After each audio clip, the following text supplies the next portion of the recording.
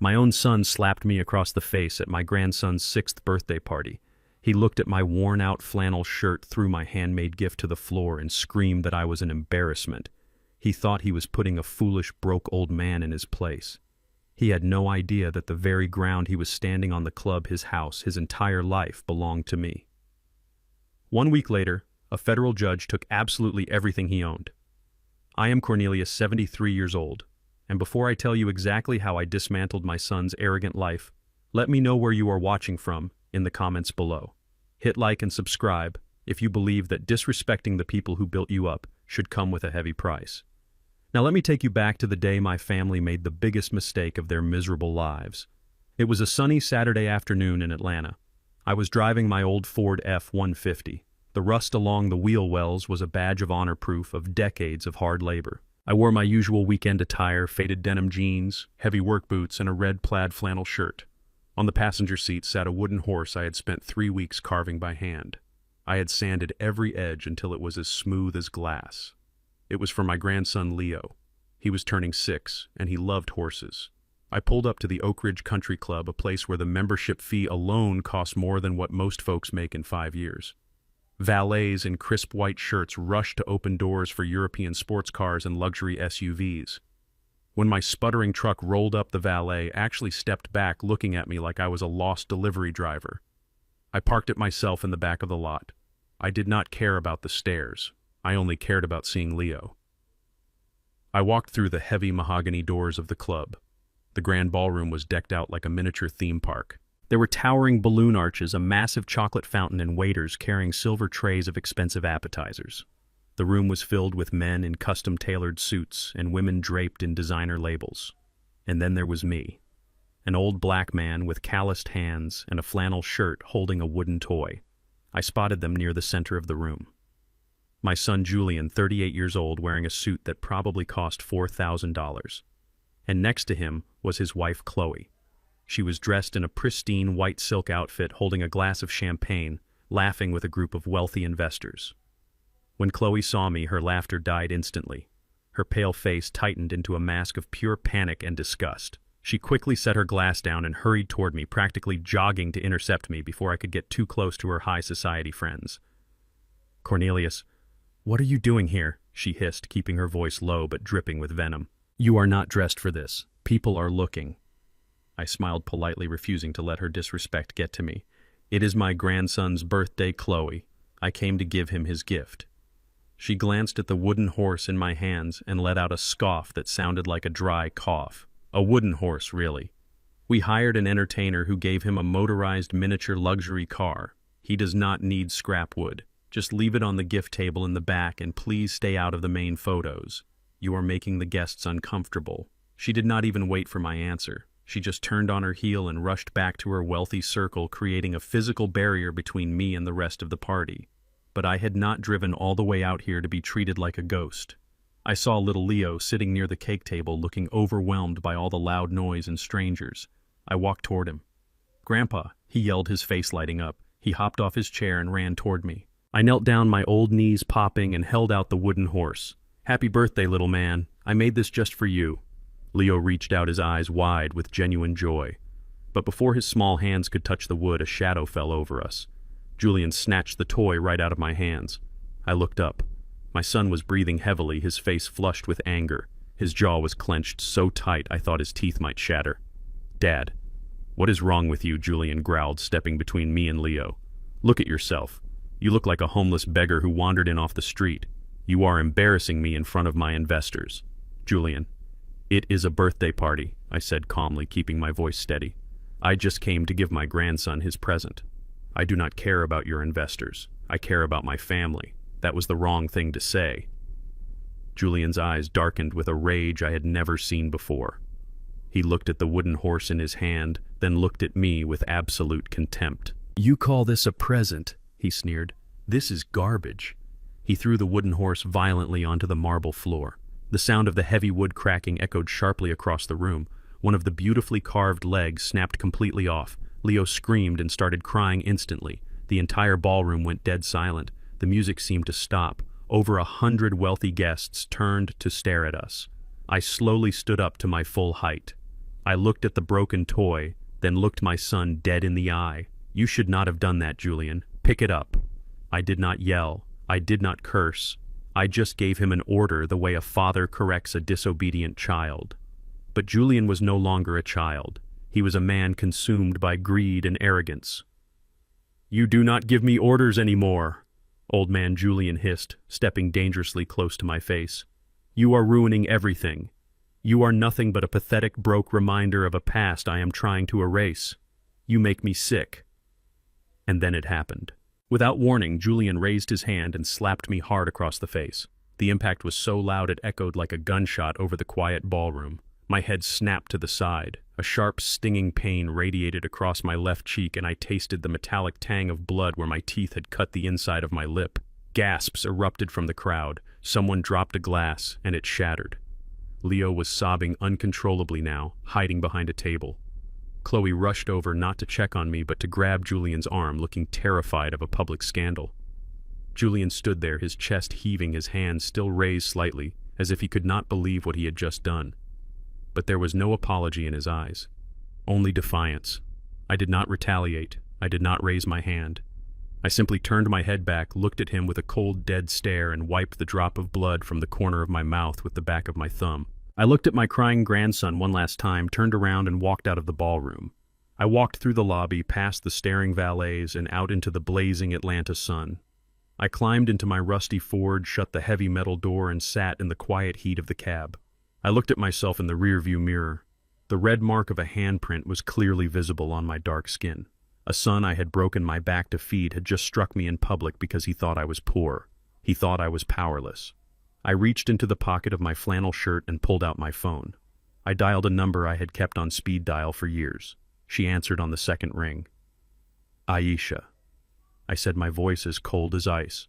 "Yes, Mr. Cornelius," my lawyer replied, her tone sharp and professional. I took a slow, deep breath, feeling the last drop of fatherly mercy drain out of my heart. "Initiate the financial purge," I told her. "The trust, the holding companies, the hidden accounts. Freeze everything. Cut the lifelines. Burn his empire to the ground. Let us see how he survives when he has absolutely nothing." The morning sun crept through the faded curtains of my kitchen, casting long shadows across the scratched Formica table. I sat there in the quiet dawn, holding a mug of black coffee. My left cheek still throbbed. It was a dull, lingering ache from where my own flesh and blood had struck me the day before. Any normal father might have spent the night crying. Any normal old man might have wondered where he went wrong or begged the heavens for an explanation. But I am not a normal old man. I did not shed a single tear. Tears are for the helpless, and I was far from helpless. I touched the swollen skin on my face. It was a physical reminder of a broken bond. For decades, I had worked my hands to the bone on construction sites across the country, breathing in dust and breaking my back to give that boy a life I never had. Eventually, I built a commercial real estate empire from the ground up, buying abandoned lots and turning them into thriving shopping centers. But I always kept my wealth hidden. I lived in this simple old house because I wanted Julian to understand the value of hard work. I wanted him to earn his own way in the world. Clearly, my plan had failed miserably. I had raised an arrogant fool who measured a man's worth by the price tag on his suit. I pushed my coffee aside and opened my battered laptop. It looked like a piece of junk from 10 years ago, but the encrypted software inside was military grade. I pulled a small silver USB drive from my pocket and plugged it in. My lawyer Aisha had her forensic accounting team working through the night. They had dug into every single financial record attached to Julian and Chloe. The files had arrived at 5 in the morning. The software loaded smoothly, and I clicked on the master spreadsheet. I expected to see irresponsibility. What I saw was a financial bloodbath. My son, the man who wore $4,000 suits and laughed at my flannel shirts, was completely broke. He was worse than broke. He was drowning in an ocean of toxic debt. I scrolled through the lines of data, watching their fake life unravel before my eyes. Chloe had credit cards that were maxed out to the absolute limit across 5 different banks. She had spent $80,000 in the last 6 months alone on luxury handbags, exclusive spa retreats, and first-class flights to places she absolutely could not afford. Julian's tech startup, the company he bragged about in local business magazines, was a sinking ship. He had burned through millions in venture capital, not on research or product development, but on lavish office spaces, corporate retreats, and exorbitant salaries for himself. The company was facing a massive payroll deficit. They were weeks away from total insolvency. The luxury cars they drove to the country club yesterday were 3 months behind on lease payments. Their whole life was a rented illusion. It was a delicate house of cards built on arrogance and aggressive credit. But the numbers that truly made my blood run cold were located in a separate encrypted folder. 5 years ago, when little Leo was born, I secretly set up an educational trust fund for him. I seeded it with $150,000 to guarantee my grandson would never have to worry about paying for college. I made Julian a secondary trustee because, foolishly, I still trusted my son back then. I opened the digital statement for Leo's account. I stared at the ending balance, $0 Julian had systematically drained it. He took $20,000 here to pay for Chloe's European vacation. He withdrew $10,000 there to cover the lease on his imported sports car. He took the money meant for his own child's future and threw it away on absolute vanity. The man who slapped me yesterday for embarrassing him had robbed his own son, blind. A heavy silence filled my kitchen. The anger I felt was no longer a hot, fiery rage. It was absolute zero.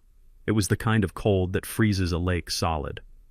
I sat back in my chair and realized that the son I raised was completely gone. He had been replaced by a desperate, greedy stranger who would step on anyone to keep up his pathetic charade. Right at that moment, my cell phone buzzed against the wooden table. The caller ID flashed Julian's name. I let it ring, let him sweat. On the fourth ring, I answered. I smoothed my expression and prepared my voice to sound like the weak, naive old man he believed I was. "Hello," I said quietly. "Dad." Julian barked through the speaker. His voice was sharp and impatient. It was completely devoid of guilt. There was no apology for the slap. There was no remorse for humiliating me in front of 100 wealthy people. It was as if yesterday had never happened, or worse, as if he believed I fully deserved it. "Listen to me." Julian continued talking to me like I was an incompetent employee who had messed up a coffee order.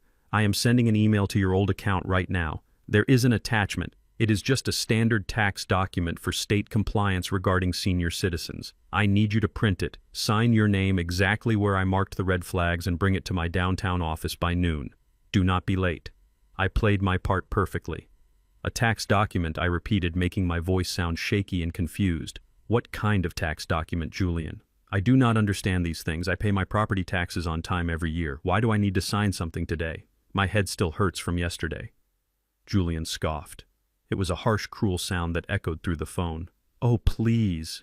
Stop playing the victim. You ruined my son's party. You embarrassed my wife in front of major investors. You owe me this. It is just a simple dependency waiver so I can claim a tax break for taking care of you. Just sign the paper and drop it off. Do not ask stupid questions. I have a company to run." The line went dead before I could say another word. I lowered the phone slowly, my jaw clenching so tightly, my teeth ground together. I opened my email inbox and found the message from Julian. The attachment was labeled as a standard waiver. I downloaded it and opened the file on my secured laptop. It was 20 pages long. A normal, uneducated, elderly man would have just flipped to the last page and blindly signed his name. But I am not a normal man. I read complex commercial real estate leases for breakfast. I know how to spot a trap. I scrolled past the distracting legal filler and found the core of the document. My eyes locked onto the primary clauses hidden in the dense paragraphs. My heart stopped beating for a fraction of a second. This was no tax document. It was a commercial loan agreement. Julian had forged my signature on the primary application pages and needed my final authentic ink signature to finalize the approval process. He was using my social security number, my clean credit history, and the physical deed to my house as collateral to secure a $2 million bank loan from a private equity firm. He was attempting to commit massive identity theft to save his bankrupt company, fully intending to let the loan default and leave his own father completely homeless in the streets. 2 hours after that phone call, I pulled my rusty Ford into the cracked parking lot of a Greasy Spoon diner on the desolate edge of town. It was the kind of place that smelled permanently of stale frying oil, burnt coffee, and cheap bleach.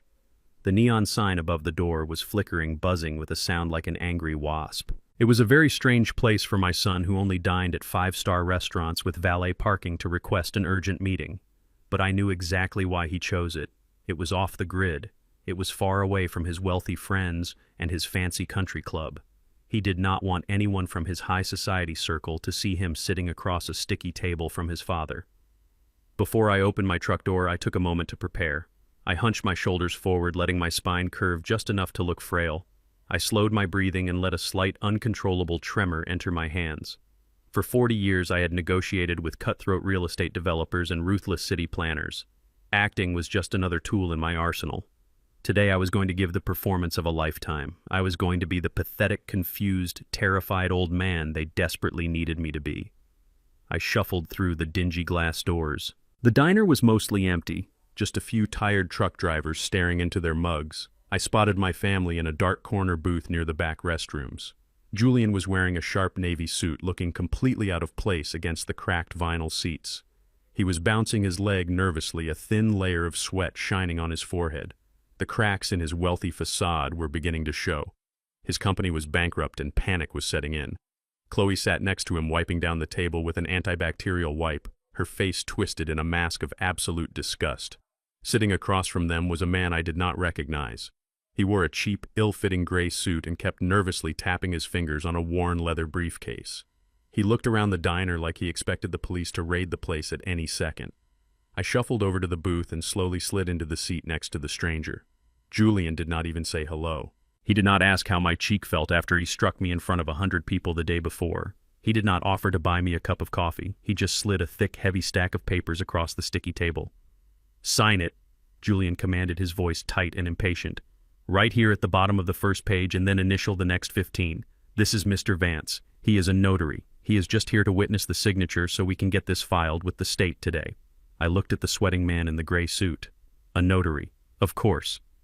Julian was not just trying to trick me into signing a $2 million fraudulent loan. He had brought a corrupt, paid-off notary to stamp the documents and make the identity theft look completely legal and binding. I stared at the thick stack of papers, letting my hands shake violently as I reached out to touch them.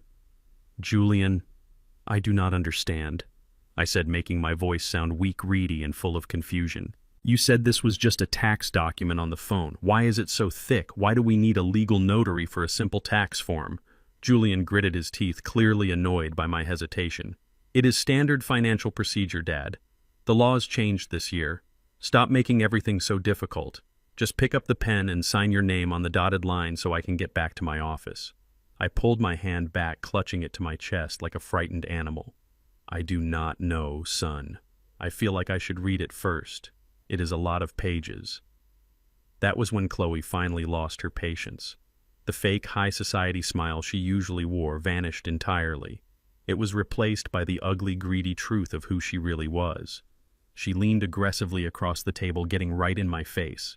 Her eyes were cold, dead, and entirely devoid of human empathy. "Listen to me, you pathetic old man," she hissed, her voice dripping with venom. "You are going to pick up that pen and you are going to sign those papers right now. You humiliated me yesterday. You ruined my son's party. You owe us this." I looked at her, widening my eyes in mock terror, shrinking back against the vinyl seat.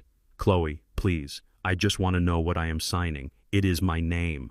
She slammed her hand flat on the table, making the cheap coffee cups rattle in their saucers.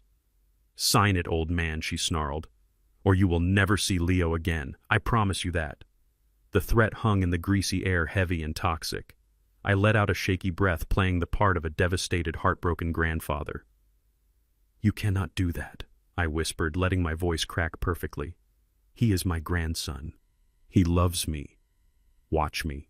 Chloe sneered, a cruel, victorious smirk spreading across her face. "If you do not sign these papers right now, Julian and I will go straight to a judge. I will tell them you are violent. I will use the scene you caused at the country club yesterday as proof that you are aggressive and unstable. I will say you are losing your mind and posing a physical threat to my child. I will get a permanent restraining order and you will die in that rotting house of yours without ever seeing Leo's face again." The sheer cruelty of her words would have broken a normal grandfather. Using a 6-year-old innocent child as a bargaining chip to extort an elderly man into signing away his home and his identity. It was sick. It was deeply criminal. And it was exactly what I needed her to say. I let my lower lip tremble. I looked down at the table, forcing a tear to pool in the corner of my eye. "Please do not take my boy away from me. He is all I have left in this world." "Then sign the damn paper." Julian snapped, pushing a sleek silver pen toward me. I picked up the pen with a violently shaking hand. I brought the tip to the paper, letting it hover just an inch above the signature line. Julian and Chloe watched with greedy, desperate eyes. They were holding their breath. The shady notary leaned in, pulling his stamp from his pocket, ready to finalize the fraud. But then I stopped. I squinted hard at the paper. I pulled it close to my face, then pushed it far away like a man struggling to focus. I blinked rapidly, rubbing my eyes with my free hand. I cannot see the letters, I stammered, letting panic bleed into my voice. The print is too small. Everything is just blurry gray lines. Julian let out a loud groan of sheer frustration, throwing his hands in the air. Dad, are you kidding me right now? I left my reading glasses at home on the kitchen counter, I said, looking at him with wide, helpless eyes. I am sorry, Julian. My eyes are just not what they used to be. I cannot read the small print without my thick glasses. Let me just take these papers home. I will find my glasses, read them over, and sign them tonight. I promise I will do it. No. Chloe barked, her face turning red. You sign them right here. Right now. I can't even see where the signature line is. Chloe, I whimpered, I do not want to sign in the wrong place and mess up your important tax forms. It has to be perfect, right? Julian grabbed his hair, looking like a man on the absolute edge of a total psychological breakdown. The pressure of his bankrupt company, his mountain of toxic debt, and the fear of losing his lifestyle was making him unhinged. He looked at the notary, who just shrugged uncomfortably, wiping sweat from his neck.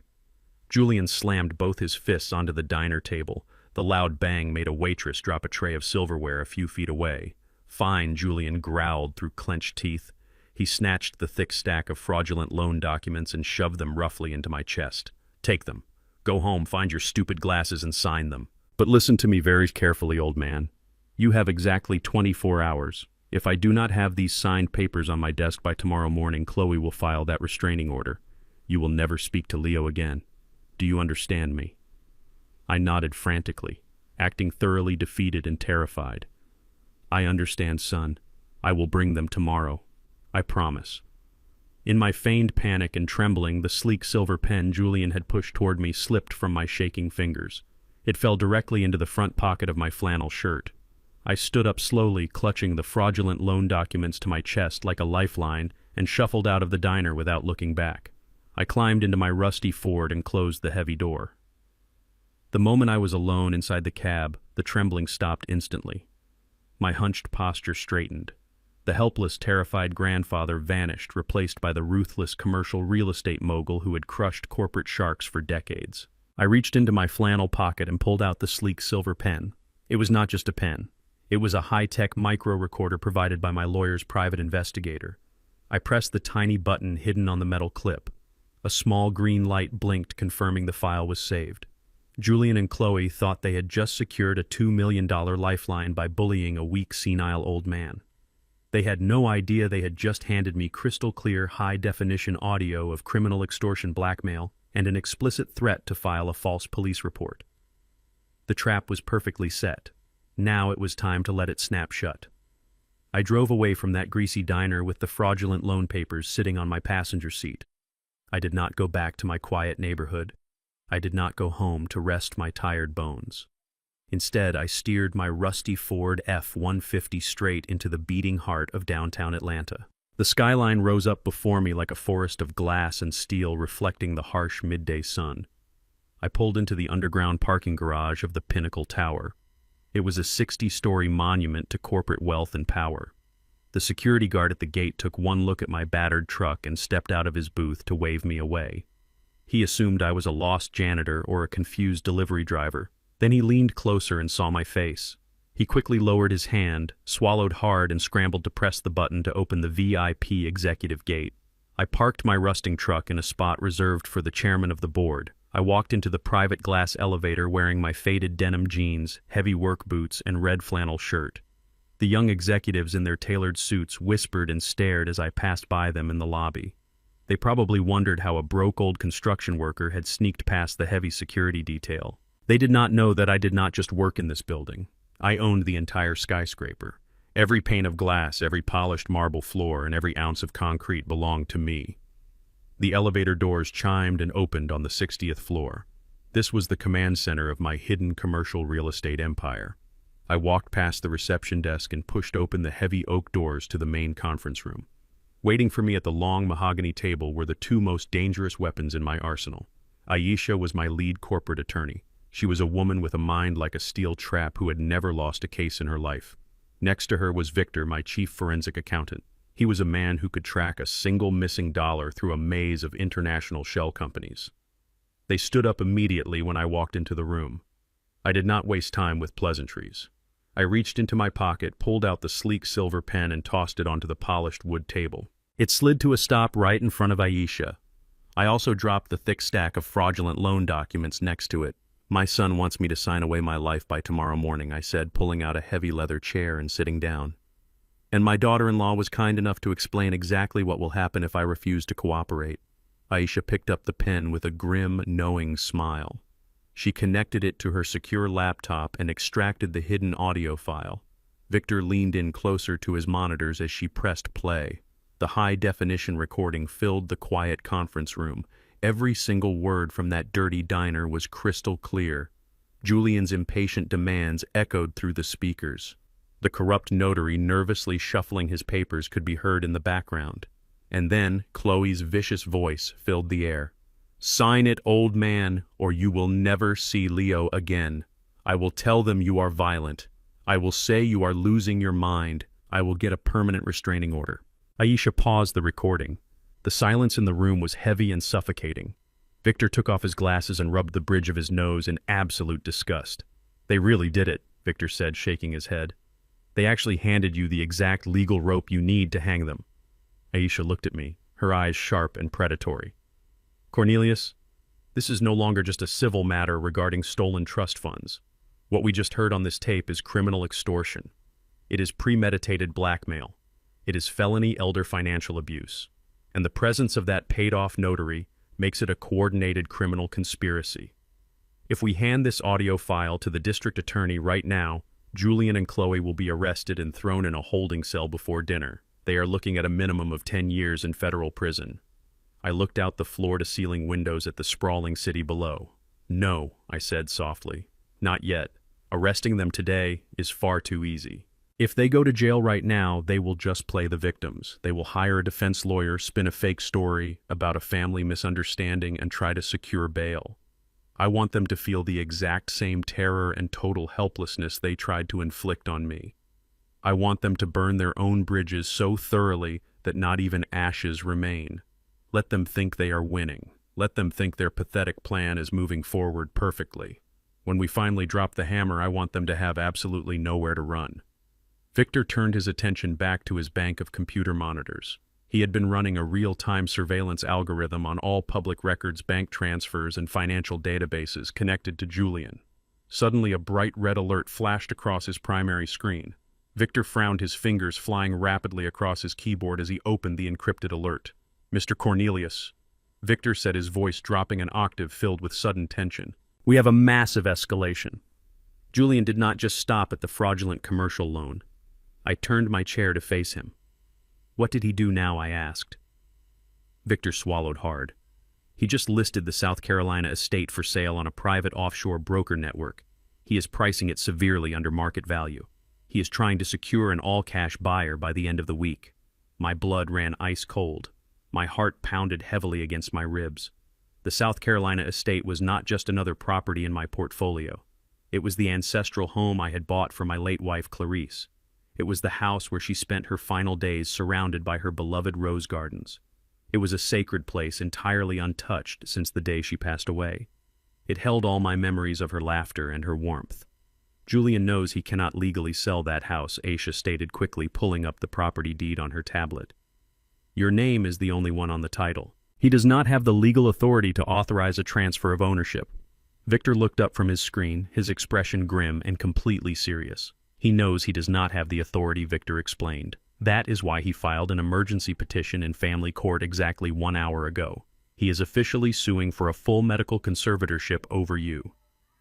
The room went dead silent. Victor pulled up the court filing and read the charges out loud. He submitted a legal claim under oath stating that you are suffering from severe advanced dementia. He claims you have become aggressive, that you are a physical danger to your grandson, and that you are entirely incapable of managing your own estate or making rational decisions. He is asking a judge to strip you of your civil rights immediately so he can assume total control of your assets. My own son was not just trying to steal my money to save his bankrupt company. He was trying to erase my legal existence. He wanted to strip away my basic human rights, declare me a mentally incompetent invalid, and sell the only piece of my beautiful wife I had left to the highest bidder.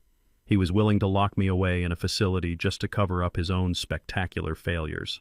A dark, terrifying calm washed over me. The father who loved Julian died the moment I heard that court filing. Only the businessman remained. I looked at Aisha and Victor. "My son wants to play God," I whispered, my voice echoing in the large room. "He wants to take me to court and prove I am a broken old man. Fine. We are going to let him step into that courtroom. We are going to let him stand before a judge and tell his beautiful, arrogant lies. And then we are going to drop the sky on his head, prepare the irrevocable trusts, move everything into the shadows, let him try to grab an empire made of smoke." I left the glass and steel fortress of my downtown empire and climbed back into my rusty Ford truck. The drive back to my property usually took an hour in the heavy afternoon traffic, but today I made it in 40 minutes. My foot pressed hard on the gas pedal. My calloused hands gripped the worn leather steering wheel so tightly that my knuckles ached. Julian was no longer just going after my bank accounts or my credit score. He was going after Clarice. The estate in South Carolina was not just another piece of real estate in my portfolio. It was a sacred sanctuary. It was the only place in the world where I could close my eyes and still hear my late wife laughing. Clarice had planted every single rosebush in that sprawling backyard garden with her own bare hands. I had promised her on her deathbed that her garden would always bloom, that the home we built together would remain untouched by the cold, greedy hands of the outside world. And now my own desperate, arrogant son was trying to pave over her memory just to save his pathetic tech startup from bankruptcy. I turned off the main road and tires crunched against the long gravel driveway leading to my house. The property was usually quiet, secluded by ancient oak trees draped in Spanish moss. But today the peace was violently broken. Parked recklessly on the edge of my freshly cut front lawn was a sleek silver luxury sedan I did not recognize. I cut the engine of my truck and stepped out into the humid heat. I did not slam the door. I moved quietly, walking around the side of the brick house toward the backyard. That was when I saw him. He was a young man, maybe in his late 20s, wearing a sharp designer polo shirt and khaki pants. He was standing right in front of the wrought iron gate that protected the entrance to Clarice's rose garden. He held a heavy pair of steel bolt cutters in one hand and a high-end digital camera hanging from a strap around his neck. I watched from the shadows of the porch as he clamped the bolt cutters over the vintage brass padlock I had installed years ago. With a sharp grunt, he squeezed the handles together. The lock snapped with a loud crack and fell into the dirt. He carelessly kicked the gate open with his expensive shoe, stepping right onto my private property, as if he owned the very dirt beneath his feet. A wave of pure, violent anger flared up inside my chest. The old me, the man who had spent his youth breaking concrete and wrestling with ruthless construction bosses, wanted to march across that yard, grab that arrogant trespasser by the collar, and throw him headfirst into the street. But the new me, the man currently playing a high-stakes game of psychological chess against his own family, knew better. Anger makes you sloppy. Patience makes you lethal. I took a slow, deep breath, letting the hot air fill my lungs. I let my shoulders slump forward, curving my spine just a fraction. I relaxed my jaw and painted a blank, slightly confused expression across my face. I dragged the heels of my heavy work boots against the gravel path, making a slow, shuffling sound to announce my presence. "Hello there," I called out, making my voice sound reedy, trembling, and weak. "Are you the nice young man from the cable company? My television has not been working since Tuesday, and I cannot find the news channel." The young man spun around, visibly startled. He quickly dropped the bolt cutters into the tall grass, his eyes wide with the guilt of a thief caught in the act. But the moment he actually looked at me, a frail-looking old black man in a faded, sweat-stained flannel shirt, his panic immediately vanished. He let out a loud, condescending sigh and smiled a greasy, confident smile. "Oh, hi there," he said smoothly, walking toward me with total arrogance. "You must be Cornelius." "No, I am not from the cable company, Pop. I am an independent commercial property appraiser. Your son Julian sent me out here to take some exterior and interior photos of the estate. He said you would be expecting me today." I blinked rapidly, rubbing my forehead with a trembling hand like an old man struggling to piece together a broken memory. "Julian sent you?" I asked, my voice wavering perfectly. "My boy Julian. But he did not tell me anything about taking pictures. Why does he need pictures of my wife's garden?" The appraiser chuckled softly, clearly amused by my apparent dementia. He looked at me the way you would look at a confused toddler. "Just standard procedure, Cornelius. Julian is just updating the insurance files, that is all. He mentioned you might be a little forgetful lately. Do not worry your head about it. I will just be 10 minutes taking some measurements." "It is an awful hot day out here in the sun," I said, giving him a wide, harmless, toothy smile. "Why do you not come inside the kitchen for a minute? I just made a fresh pitcher of iced sweet tea. You can take your pictures from the big kitchen window where the air conditioning is running." The young man wiped a bead of sweat from his forehead and nodded eagerly. He honestly thought he was taking advantage of a clueless, senile old fool. "That sounds great, old-timer. Lead the way," he said. I led him into the house, shuffling my feet across the hardwood floors the entire way. I poured him a tall glass of iced tea with a violently shaking hand, intentionally spilling a few drops of the amber liquid onto the granite counter to really sell the performance. He drank it greedily while pulling a sleek tablet from his leather messenger bag. "You really have a beautiful piece of land here, Cornelius," the appraiser said, looking around the spacious kitchen and typing numbers into his screen. "The commercial developers are absolutely going to love this plot." I paused, holding my own glass of tea with both hands. "Developers?" I asked, tilting my head like a confused dog. "I thought you just told me this was all for the insurance company." The appraiser froze. He realized he had slipped up and revealed too much. But he looked at my stooped posture, my old clothes, and my confused eyes, and clearly decided I was too far gone to be a threat. He let out a careless, arrogant laugh. "Well, I suppose there is no harm in telling you the truth, since you probably will not even remember this conversation by tomorrow morning anyway," he said with a cruel smirk. "Julian is not updating any insurance policies. He is selling the entire estate. He already has a massive quiet deal lined up behind closed doors with a major commercial investment group out of New York. They want to tear down this old house and bulldoze those gardens out back to build a luxury high-rise condominium complex." I gripped the smooth glass in my hands so hard I thought it might shatter into 1,000 pieces. "Tear down the gardens," I whispered, keeping my voice sounding fragile. "But my Clarice planted those." The appraiser took another sip of his tea, completely indifferent to the heartbreak of an old widower. "Yeah, well, business is business, Pop. Julian is moving extremely fast. He is desperate to close. Once I send him these final photos and the property valuation report tonight, the investment group is wiring a massive non-refundable cash deposit directly into his personal bank account tomorrow morning. He actually paid me double to rush the paperwork today. He said you are moving into a specialized mental care facility by the end of the week anyway, so you will not be needing all this empty space." I swallowed the bitter metallic taste in my mouth. I kept my face entirely blank, nodding slowly as if the devastating information was just floating harmlessly through my damaged brain. "That is very nice of him," I mumbled quietly. "Julian is a good boy. He is always taking care of his old dad." The appraiser smirked, finishing his tea and setting the empty glass down on the counter with a loud clack. "Yeah, he is a real saint. Anyway, I got all the data I need from the window. I will let myself out. Take care of yourself in that facility, Cornelius." I stood completely still and watched him walk out the front door, get into his silver sedan, and speed off down the gravel driveway. As soon as his car disappeared from sight, my trembling stopped instantly. My hunched posture snapped straight. The confused, helpless old man vanished without a trace, leaving only the ruthless Titan behind. I walked over to the counter and stared at the empty glass he had left behind. Julian was expecting a massive cash deposit tomorrow morning. My son actually thought he had pulled off the ultimate betrayal. He thought he could sell my dead wife's memory to a corporate bulldozer to save his own miserable skin. I reached into the pocket of my jeans and pulled out my phone. I needed to call Isha right now. I needed her to drop a legal nuclear bomb on that New York investment group and freeze the transaction before a single dollar could ever hit Julian's bank account.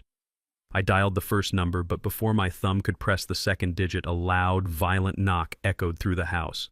It was not a polite, neighborly knock. It was the sharp, aggressive, heavy pounding of law enforcement. I put my phone back in my pocket and walked slowly to the front door. I pulled it open. Standing on my porch was a tall, stern-looking sheriff's deputy in full uniform. His hand rested casually on his utility belt, and his mirrored sunglasses reflected my stoic face. "Are you Cornelius?" he asked. His voice was completely devoid of emotion, strictly professional and cold. "I am," I replied, keeping my eyes locked on his, refusing to show a single ounce of intimidation. The deputy reached inside his heavy tactical vest and pulled out a thick, sealed manila envelope. He stepped forward and shoved it roughly against my chest, forcing me to take it. "You have been officially served," the deputy said flatly. "You are legally required to appear in county civil court this coming Monday at exactly 9 in the morning. Have a good day, sir." He turned around and walked back to his marked cruiser without looking back. I stood on the porch, the heavy afternoon sun beating down on my face, and tore open the thick envelope. The legal documents inside were stamped with the bright red official seal of the state family court. I read the bold black letters printed at the very top of the page. It was an emergency petition for involuntary conservatorship. Julian had actually done it. He had officially filed the lawsuit to end my life as a free man. I scanned the vicious fabricated lies printed on the legal paper. The petitioner Julian claims under penalty of perjury that the respondent Cornelius is suffering from severe advanced Alzheimer's disease. The petitioner claims the respondent is prone to dangerous violent outbursts, is a physical threat to his minor grandson, and is completely incapable of feeding, bathing, or caring for himself. Julian was formally demanding that the state strip me of my basic human rights, freeze all my personal accounts, and grant him total unchecked authority over my physical body and my estate. He was trying to bury me alive before the weekend was over. I stood on my front porch with the heavy court summons in my hand. The blistering afternoon sun beat down on my shoulders, but my blood was running ice cold. Julian was officially accusing me of violent outbursts and severe advanced dementia. He was trying to convince a family court judge that I was a physical threat to my grandson Leo. But to make a vicious claim like that stick in a courtroom, a desperate man needs more than just a good story. He needs a signature. He needs a licensed medical professional who is willing to sell his soul and commit perjury. I did not panic. I did not waste time feeling sorry for myself. I walked back into my house, pulled out my phone, and called my private investigator. I gave him a single clear directive: trace Julian's vehicle immediately. Within 20 minutes, my phone vibrated with an encrypted text message. My investigator had locked onto Julian's location. He was parked at a private psychiatric clinic located in a highly exclusive, discreet neighborhood in the northern part of the city. I threw the court summons onto the kitchen counter, grabbed my keys, and climbed back into my rusty truck. I parked across the street from the clinic. It was a modern glass and steel building hidden behind tall, manicured hedges. It was exactly the kind of place where wealthy people went to hide their ugly secrets and purchase quiet favors. I sat in the stifling heat of my truck cab and watched the front doors. 15 minutes later, Julian walked out. He was buttoning his custom suit jacket, staring down at his phone and smiling a greasy, victorious smile. He looked like a man who had just bought a guaranteed victory. He climbed into his leased sports car and sped away down the tree-lined avenue. He had no idea I was sitting less than 50 feet away, watching his entire pathetic performance unfold. I waited until his car turned the corner. Then I stepped out of my truck and walked across the street. I kept my posture completely straight. There was no need to play the fragile, shuffling old man right now. The time for acting was over. I pushed through the sleek glass doors of the clinic. The waiting room smelled of expensive lavender oil and sanitized lies. A young receptionist sitting behind a marble desk looked up. Her eyes narrowed immediately as she took in my heavy work boots, my faded jeans, and my red flannel shirt. She opened her mouth to ask if I was a lost delivery driver, but I did not give her the chance to speak. I completely ignored her. I walked straight past her desk, marched down the quiet carpeted hallway, and pushed open the heavy mahogany door at the very end. The man sitting behind the massive oak desk was Dr. Preston. He wore a tailored suit underneath a pristine white medical coat. He was typing on a silver laptop, but he looked up startled and deeply annoyed by the sudden intrusion. He adjusted his expensive designer glasses and glared at me with absolute arrogance. "Excuse me," Dr. Preston snapped, his voice dripping with elitist entitlement. "You cannot just walk in here. The waiting room is out front and I am entirely booked for the rest of the day. You need to leave my office right now." I closed the heavy mahogany door behind me and pushed the brass lock until it clicked shut. The sound echoed sharply in the quiet room. "I am not here for a therapy session, doctor," I said, keeping my voice dangerously low and calm. "My name is Cornelius. You just had a very profitable meeting with my son, Julian. Dr. Preston's face twitched. He blinked rapidly, clearly caught off guard, but he immediately tried to construct a wall of professional outrage. I have absolutely no idea who you are talking about, he said smoothly. Patient confidentiality is strictly enforced in this clinic. I must ask you to leave my property right now before I call building security and have you physically removed. I did not move a single inch. I reached inside the front pocket of my flannel shirt and pulled out a thick folded envelope. I walked slowly across the plush carpet, stopped right in front of his desk, and dropped the envelope onto his leather blotter. Call security, I told him, looking dead into his eyes. Call the police while you are at it. It will save me a trip to the precinct. The doctor hesitated. His hand hovered over his desk phone, but his eyes darted down to the envelope. Open it, I commanded. His hands began to shake slightly as he reached out and pulled the documents from the envelope. The first page was a high-resolution photograph taken by my investigator just an hour ago. It showed Julian walking into this exact clinic carrying a thick briefcase. The second page was a freshly printed banking ledger intercepted by my forensic accountant. It showed a highly illegal wire transfer of exactly $20,000.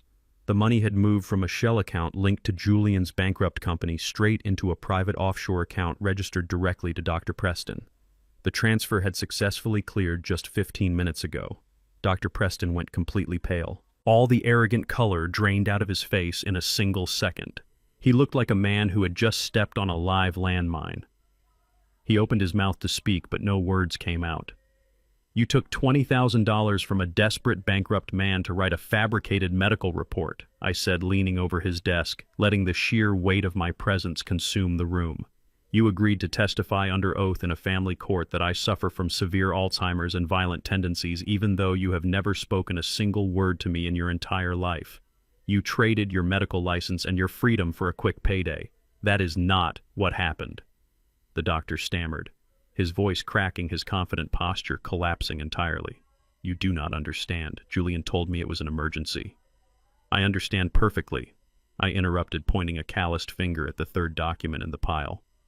Look at the next page, doctor.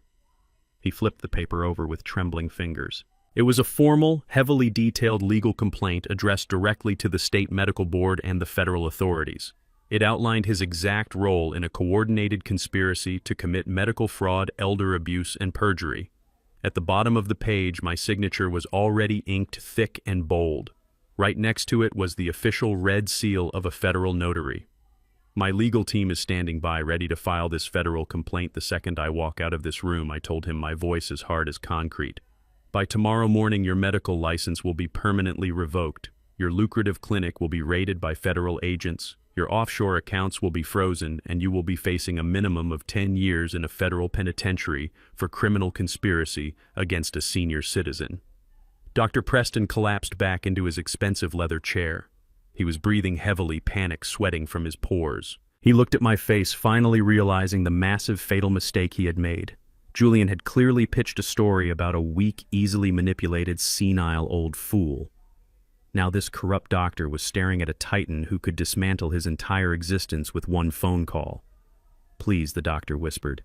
He actually slid out of his chair and dropped to his knees on the plush carpet. He looked up at me, begging like a trapped animal.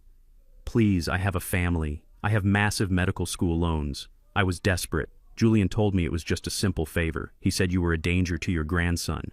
I did not know who you really were. I swear to you, I will cancel the report. I will wire the money back right now. Please do not destroy my life. I looked down at the pathetic man crying on his knees. I do not care about your family, and I do not care about your financial loans, I said coldly. But I will give you exactly one chance to stay out of a prison cell. You are going to give me every single piece of communication you have regarding this fraud, right now. The doctor scrambled to his feet. He lunged toward his computer, his hands flying across the keyboard in a desperate frenzy. Yes, whatever you want, I have it all saved. He babbled, his voice high and panicked. He pulled open a hidden password-protected folder on his desktop and hit print. The heavy laser printer in the corner hummed to life, spitting out page after page. He gathered the warm papers and handed them to me, refusing to meet my eyes. It was not just Julian, the doctor confessed, his voice trembling with fear. It was his wife. She is the one who orchestrated the specific medical details. She set up the whole narrative. I took the papers and looked down at the printed emails. They were sent directly from Chloe's personal email account to the doctor. I read her vicious, calculating words. Chloe had not just agreed to the plan. She had provided the doctor with a highly detailed, bulleted list of step-by-step instructions on exactly how to fabricate my delusional symptoms. She told him exactly what lies to write about me, threatening little Leo. She even provided the specific legal phrasing he needed to use in his medical evaluation to ensure the judge would strip away my human rights without question. Chloe was not just a greedy accomplice. She was the cold-blooded architect of my destruction. I left that pathetic, trembling doctor in his expensive clinic and walked back out into the blistering Atlanta heat. The thick folder of printed emails from my daughter-in-law felt like a block of lead in my hands. It was undeniable written proof of her absolute lack of a human soul. I climbed into my rusty Ford truck and gripped the worn leather steering wheel. I was tired. I was furious. But more than anything, I felt a deep, overwhelming sadness. In the middle of all this toxic greed, all this legal warfare and financial maneuvering, there was an innocent 6-year-old boy caught in the crossfire. I needed to see my grandson. I needed to see Leo. I needed to look into his bright eyes and remind myself what I was actually fighting to protect. The family court judge had not yet ruled on Julian's ridiculous emergency petition for conservatorship. That meant my civil rights were still fully intact. I was still a free man, and I still had my authorized access to pick up my grandson from his elite private academy in the suburbs. I pulled up to the school gates just as the final bell rang. The parking lot was a sea of luxury SUVs and imported electric cars driven by wealthy parents and private nannies. I parked my old truck at the end of the line and walked toward the designated pickup area. I stood tall, ignoring the side eyes and judgmental whispers from the high society mothers who clutched their designer bags a little tighter as I walked past. I kept my eyes focused on the heavy double doors of the school building. When the doors opened, a flood of children in neat uniforms poured out. It only took a few seconds for me to spot him. Leo was holding his little backpack looking around the crowd. When his eyes finally found me, his entire face lit up like a beacon. He dropped his heavy backpack right on the concrete and started running toward me as fast as his little legs could carry him. "Grandpa!" he yelled, his voice cutting through the noise of the crowded courtyard. I knelt down, opening my arms wide, bracing myself for the impact. He crashed into my chest, throwing his arms tightly around my neck. I closed my eyes and buried my face in his shoulder, breathing in the scent of crayons and playground dirt. For just one brief second, all the betrayal and the darkness of the past 2 days completely vanished. Holding him, I felt the pure, unbreakable bond of family that my son and his wife had so casually thrown away. But that moment of pure peace was violently shattered. The screeching sound of heavy tires burning rubber against the asphalt echoed across the school parking lot. A massive, blacked-out luxury SUV aggressively cut off the line of waiting cars, jumping the curb and slamming on the brakes right in front of the main gate. The heavy doors flew open. Chloe stepped out. She was wearing massive dark sunglasses and a sharp designer trench coat, looking frantic and furious. But she did not come alone.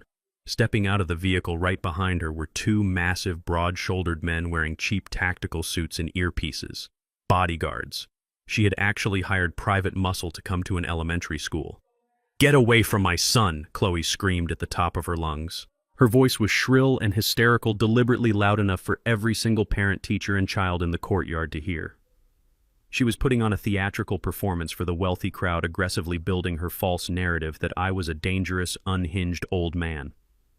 The 2 massive bodyguards immediately stepped forward, closing the distance between us with heavy, threatening steps. They cracked their knuckles, clearly expecting an old, frail grandfather to cower in fear and step back. They had no idea they were walking up on a man who had spent 40 years surviving on the most dangerous construction sites in Chicago and Atlanta. I had dealt with corrupt union bosses, ruthless mobsters, and street thugs. 2 rented muscles in tight suits did not scare me in the slightest. I did not flinch. I did not take a single step back. I slowly stood up to my full height, keeping Leo positioned safely behind my legs. I stared dead into the eyes of the lead bodyguard. His aggressive stride faltered for a fraction of a second when he saw my face. He expected to see a frightened, confused elderly man. Instead, he saw a stone wall. He saw a man who would gladly snap his jaw if he took one more step toward my grandson. "Do not even think about putting your hands on me," I warned them, my voice rumbling deep in my chest, low and steady. "I have a legal right to be here. If you touch me, I promise you will not walk back to that car." The bodyguards stopped exchanging an uncertain glance, but Chloe was not done. She pushed past them, her face twisted in a mask of ugly manufactured panic. "He is delusional," Chloe yelled to the terrified parents gathered around us. "Call school security. He is not in his right mind. He is suffering from advanced dementia, and he is having a violent episode. He is trying to kidnap my child." The crowd gasped. Several mothers pulled their children back, shielding them from me. "Grandpa, run away." Leo sobbed, his tiny voice cracking with absolute terror. "You have to run. Mommy said you are going to be locked in a mental hospital forever. She told Daddy they are going to take all your money to buy supercars. She said you are never coming back." My breath caught in my throat. The world around me seemed to stop spinning. The yelling of the parents, the heavy footsteps of the guards, the blasting heat of the sun. It all faded into a dead echoing silence. They had not just plotted my destruction behind closed doors. They had not just stolen my money and forged medical documents. They had actively discussed locking me away in a psychiatric ward right in front of a 6-year-old child. They had poisoned the mind of an innocent boy with their toxic, filthy greed. They had stripped away his childhood just to gloat about their stolen wealth. It was a level of moral bankruptcy that I could not even comprehend. Before I could say another word to comfort him, Chloe lunged forward. She violently grabbed Leo by his small arm, ripping him away from my chest with such force that the boy cried out in pain. She dragged him behind her, shielding him with her body as if I were a rabid dog. With her free hand, she reached into her designer coat and pulled out a folded legal document. She stepped aggressively into my space and shoved the heavy paper directly into the center of my chest. "Read it and weep, old man," she hissed, her voice dropping all the theatrical panic. "A judge signed it an hour ago based on Dr. Preston's medical evaluation. It is an emergency temporary restraining order. You are legally forbidden from coming within 500 feet of me, my husband, or my son." She smiled a wicked, triumphant smile. She thought she had won. She thought the forged medical documents had secured her victory before the trial even began. "If you take one step closer to my family, you will be arrested and thrown in a padded cell," Chloe sneered. "Goodbye, Cornelius. Enjoy the nursing home." She turned on her heel and dragged my sobbing grandson toward the black SUV. Leo looked back at me over his shoulder, reaching his little hand out, crying for his grandfather. The bodyguards quickly flanked them, opening the heavy doors. Chloe threw the boy into the back seat and climbed in after him. The heavy luxury doors slammed shut with a sickening thud, severing the last physical tie I had to my family. The SUV engine roared to life. The tires squealed as the vehicle sped out of the school parking lot, disappearing down the tree-lined avenue, taking my only grandson away from me. I stood completely alone in the center of the courtyard. The school security guards were watching me cautiously from a distance. The wealthy parents were whispering and pointing, but I did not feel any embarrassment. I did not feel any shame.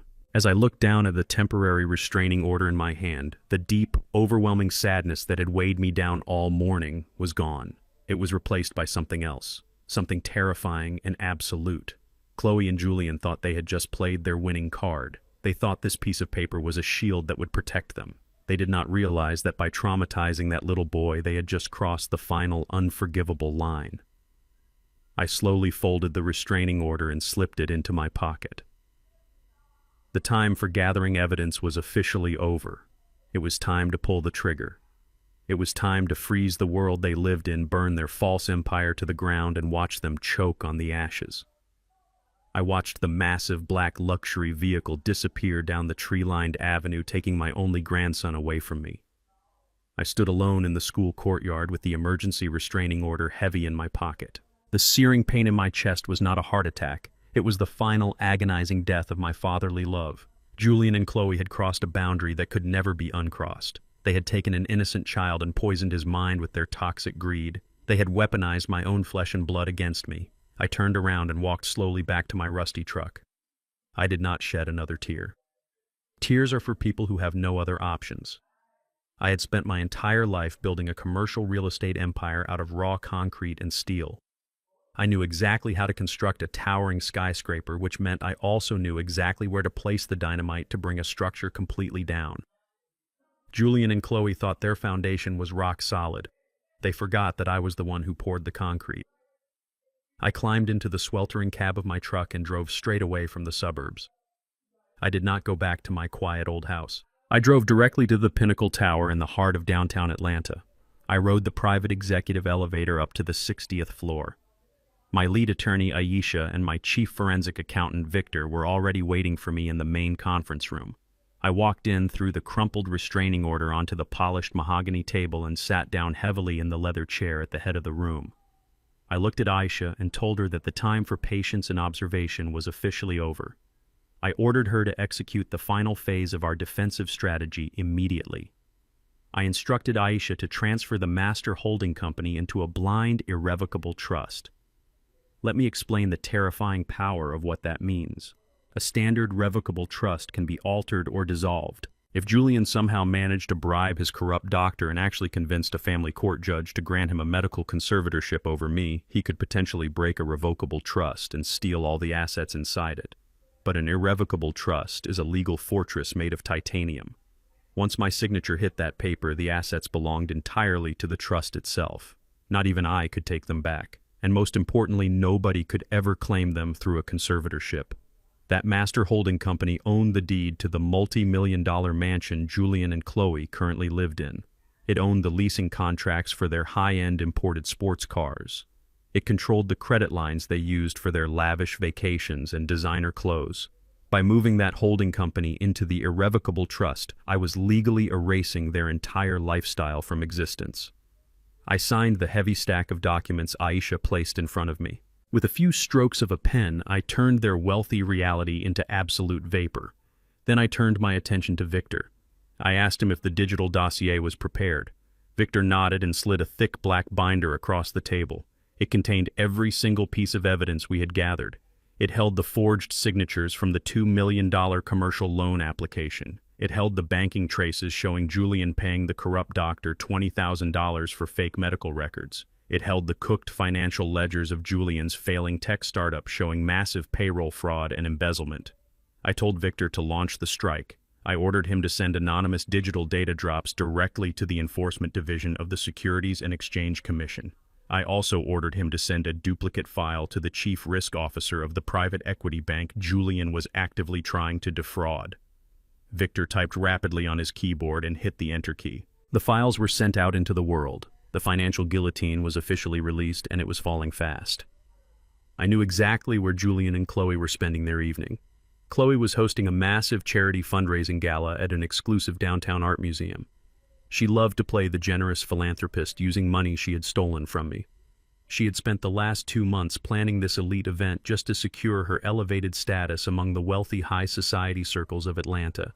She undoubtedly felt completely untouchable tonight. She had her temporary restraining order secured in her designer purse. She thought she had effectively locked her senile old father-in-law in a legal cage. She thought she had already won the war. I did not go into the museum. I sat in the back of a tinted black luxury sedan parked directly across the street from the glowing entrance. Resting on my lap was a highly secure tablet streaming a live video and audio feed. One of my private investigators had infiltrated the gala wearing a tailored tuxedo and a hidden lapel camera. I sat in the cool darkness of the car and watched the screen with cold, calculated satisfaction. The museum ballroom was breathtaking. It was filled with hundreds of wealthy political donors, corporate executives, and local celebrities. Chloe was standing near the grand marble staircase wearing a shimmering diamond necklace and a custom silk gown that she had purchased using a credit card fraudulently opened in my name. Julian stood next to her holding a crystal glass of expensive champagne. He looked incredibly smug. He looked like a man who believed he had outsmarted everyone in the room. The investigator moved closer as Chloe took the microphone to address the massive crowd. Her voice echoed softly through the grand hall. She gave a beautifully rehearsed and completely fake tearful speech about the importance of giving back to the community and helping those less fortunate. The sheer hypocrisy of her words was absolutely staggering. She was a woman who had just terrorized her own son and threatened to throw an innocent old man into an asylum, yet here she was preaching about kindness. Then came her grand finale. She announced to the entire silent room that she and her successful husband were personally pledging $50,000 to the charity fund that very night. The crowd erupted into thunderous applause. Chloe smiled a brilliant camera-ready smile and walked gracefully down the stairs toward the donation terminal where the charity directors were waiting with a wireless credit card machine. I leaned much closer to my tablet screen. This was the exact second the banking algorithms caught up with reality. Chloe pulled a sleek, heavy black corporate card from her purse. It was a card tied directly to my master holding company, the very company that was now locked tightly inside the irrevocable trust and permanently frozen by my legal team just hours ago. She handed the card to the charity director with a dramatic flourish for the local photographers. The director smiled graciously and swiped the heavy metal card through the electronic machine. The machine beeped with a harsh, loud, negative tone. A bright red error message flashed across the small digital screen. The director smiled apologetically and told Chloe there must be a simple connection error. He swiped the card a second time. The machine beeped again. Declined. The applause in the grand ballroom began to die down rapidly. An awkward, heavy silence fell over the wealthy crowd. People standing nearby started to whisper behind their hands. Chloe let out a nervous, high-pitched laugh and told the director to try it one more time, insisting loudly that the card had absolutely unlimited funds. The director swiped it for a third time. The machine beeped a long, continuous tone and flashed a severe warning message instructing the merchant to confiscate the card immediately due to suspected financial fraud. At that exact same second, absolute chaos struck Julian on the other side of the room. Through the hidden video feed, I watched Julian's phone light up in his hand. He glanced casually at the screen, and his arrogant smile vanished in an instant. All the color drained completely out of his face, leaving him looking like a ghost. Then his phone began to vibrate violently. Before he could process the first notification, another call came in, and then another. His phone was buzzing so relentlessly, he almost dropped his crystal champagne glass on the marble floor. I knew exactly what was happening on his screen. The Securities and Exchange Commission had just raided the downtown offices of his tech startup. Federal agents were actively carrying out boxes of hard drives and financial ledgers. His board of directors had just been notified of the massive federal fraud allegations. His primary investors, the billionaires he desperately relied on to fund his fake lifestyle, were simultaneously executing emergency clauses to pull all their capital out of his sinking ship. Chloe was arguing loudly and aggressively with the charity director now. Her face was turning bright red with absolute humiliation as the entire room of wealthy elites stared at her declining card. Julian aggressively grabbed his own hair, staring down at his phone in total, unadulterated terror, as notifications of frozen bank accounts, collapsed investments, and emergency board meetings flooded his screen one after another. The financial purge I had promised had finally arrived, and it was tearing their fake empire completely to the ground. The grandfather clock in my hallway struck midnight. The deep, heavy chimes echoed through the dark, empty house. I was sitting in my favorite leather armchair in the corner of the living room, hidden completely in the shadows. The only light came from the pale moonlight filtering through the front windows. In my right hand, I held a heavy crystal glass filled with a generous pour of aged bourbon. I did not drink it. I just swirled the amber liquid slowly, listening to the ice clink softly against the glass. I was wide awake. I knew exactly what was coming. When you dismantle a man's entire world, you do not go to sleep. You wait for the fallout. And the fallout arrived exactly at 12:15. The roaring engine of a high-performance sports car shattered the quiet peace of my suburban street. I heard the screech of expensive tires skidding violently onto my driveway, launching loose gravel against the side of my house. A car door slammed shut with aggressive force. Then came the heavy, uncoordinated footsteps stomping up my wooden porch. He did not ring the doorbell. He did not knock politely. He pounded his fists against the thick oak wood like a madman trying to escape a burning building. "Dad, open this door right now." It was Julian. His voice was raw, hoarse, and dripping with panic. He pounded on the wood again, rattling the glass panes. When I did not answer, the pounding stopped for a brief second. Then a massive, violent impact shook the entire front of the house. He kicked the door with all his might. The old brass lock splintered through the wooden frame with a loud crack, and the door flew wide open, slamming against the interior wall. Julian stumbled into the hallway, breathing heavily, bringing the sharp, bitter stench of cheap liquor and cold sweat into my home. The man standing in my foyer looked nothing like the arrogant, custom-suited executive who had slapped me across the face at a country club just days before. He was a complete wreck, His expensive jacket was missing. His silk tie was ripped open and hanging loosely around his neck. His shirt was unbuttoned, wrinkled, and stained. His eyes were bloodshot and wide with a feral, unhinged terror.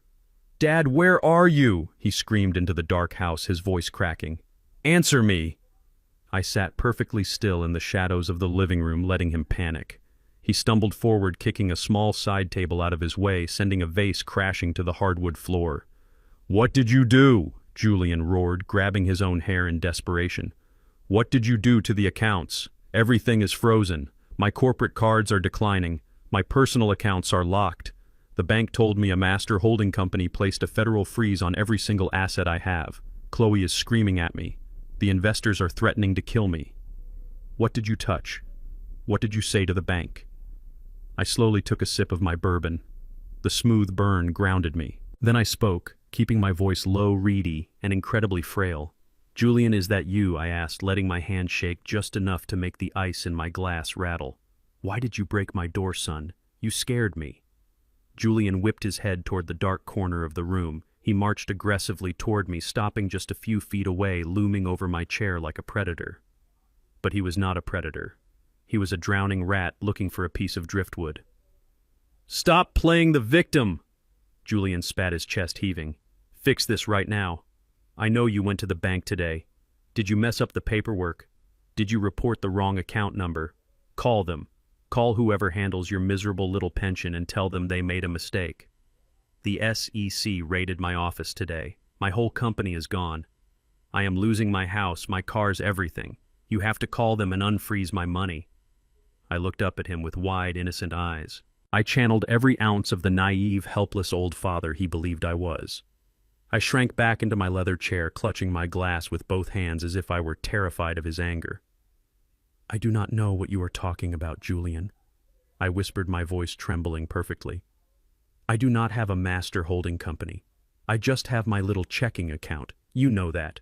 But I did get a very scary phone call today. It made me so confused and frightened." Julian groaned in frustration, pacing back and forth in front of me like a caged animal. "What phone call? What are you talking about?" "A man from a private equity firm called me this morning," I said slowly, carefully measuring every single word.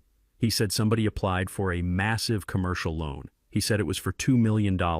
Julian, they said the application had my social security number on it. They said my house was put up as collateral. They even had a notary stamp with my signature." Julian's pacing stopped instantly. He froze in the middle of my living room as if he had just been struck by lightning.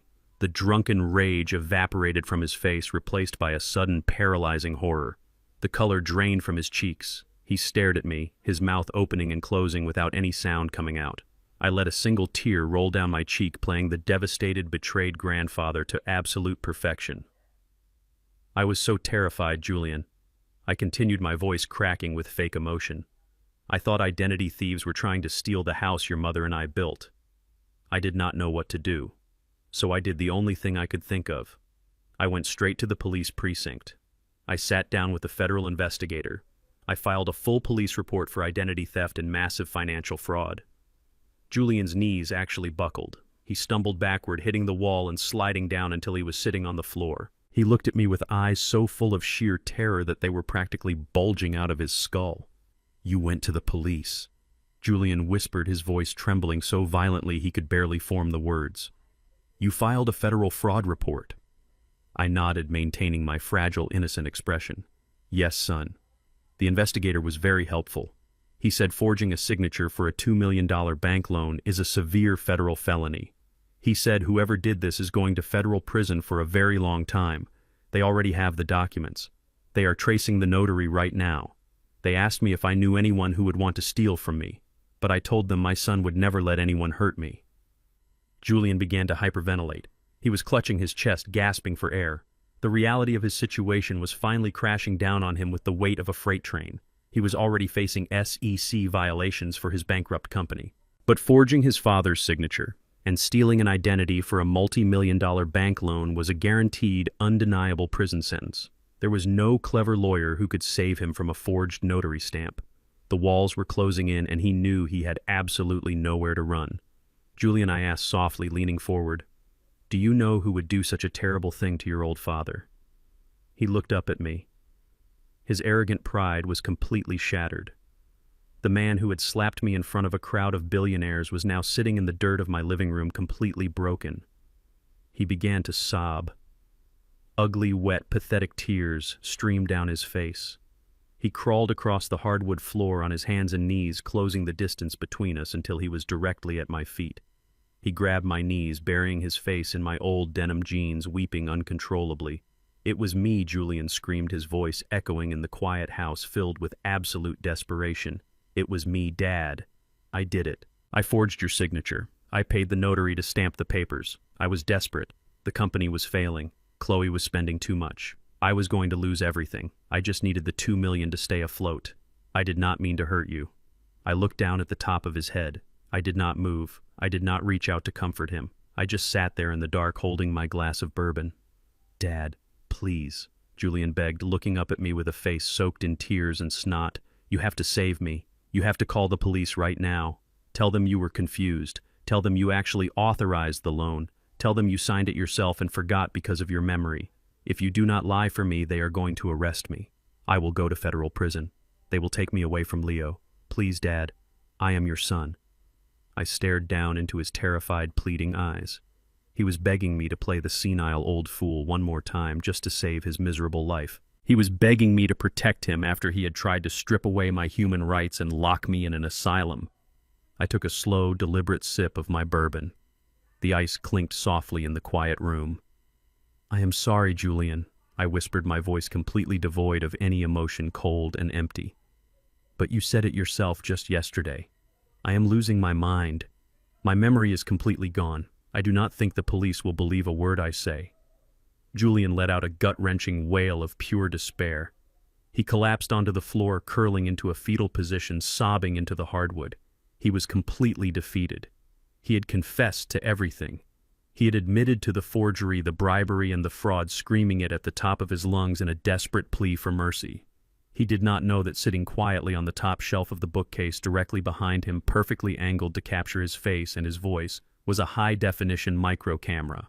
My private investigator had installed it 3 days ago. A tiny, invisible red light blinked in the darkness. It recorded every single second of his miserable, undeniable confession. The trap had not just snapped shut, it had crushed him completely. The morning after my son crawled on my hardwood floor and confessed to federal fraud, my phone buzzed with a text from an unknown number. It was just past 7. The message was short, sharp, and completely devoid of emotion. It read, "Julian is sinking. We need to talk. Just you and me. Meet me at the Artisan Cafe on 10th Street in 1 hour. Come alone." It was Chloe. I was not surprised in the slightest. When a ship hits an iceberg and starts taking on water, the rats are always the first ones to jump overboard. Julian was a drowning man, and his loving wife was already looking for a life raft. I put on my usual faded denim jeans, laced up my heavy work boots, and threw on a simple gray jacket. I drove my rusty Ford into the upscale shopping district parked down the block and walked into the trendy cafe. It smelled of roasted espresso beans and expensive privilege. I spotted her immediately. Chloe was sitting in a secluded booth all the way in the back, far away from the large glass windows. She was wearing an oversized designer trench coat, a silk scarf wrapped tightly around her neck, and massive dark sunglasses that covered half of her face. She was desperately trying to look invisible, but her nervous, erratic movements gave her away. She was tapping her manicured fingernails aggressively against the marble table, her jaw clenched tight. She looked like a mercenary who had just realized she was fighting for the losing side. I walked over and slid into the booth across from her. I did not order a coffee. I just folded my rough, calloused hands on the table and waited.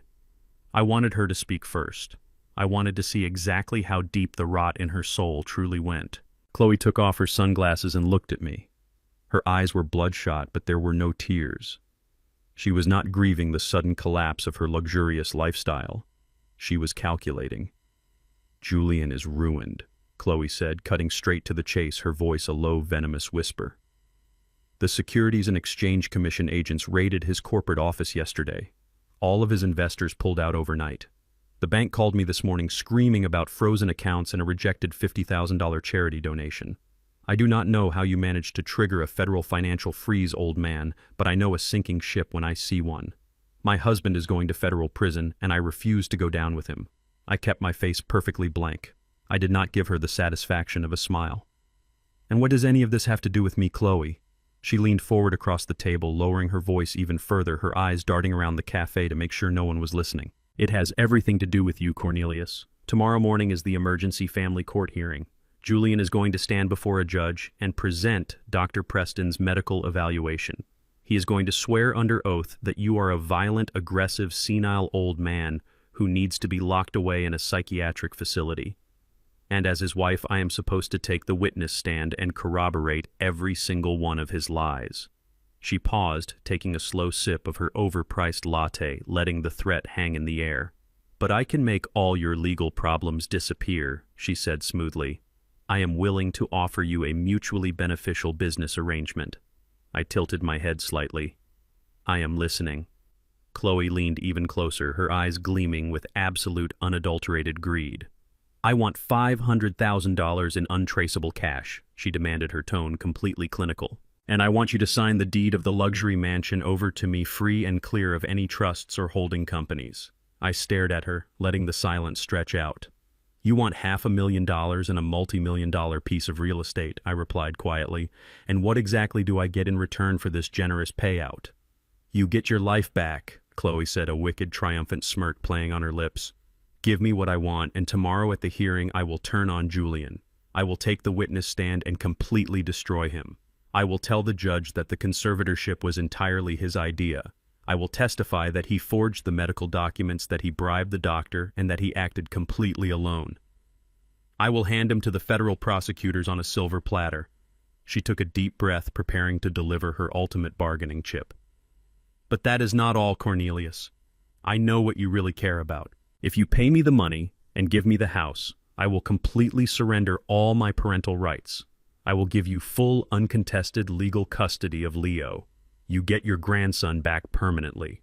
I will walk away, and you will never see me again." I stopped breathing for a fraction of a second.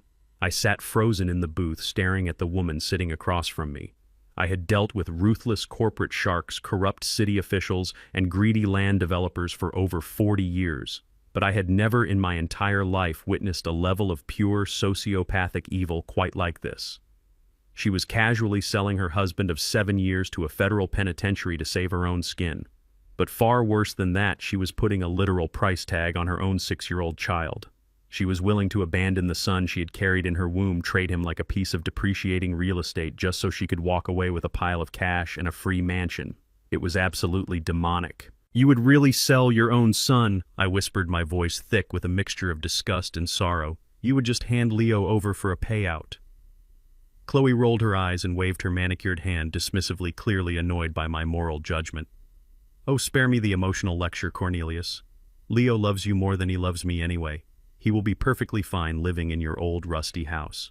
I am young, I am beautiful, and I need a fresh start. Julian dragged me into this mess, and I am cutting my losses. So do we have a deal, or do I destroy you in court tomorrow?" I looked at her cold, dead eyes.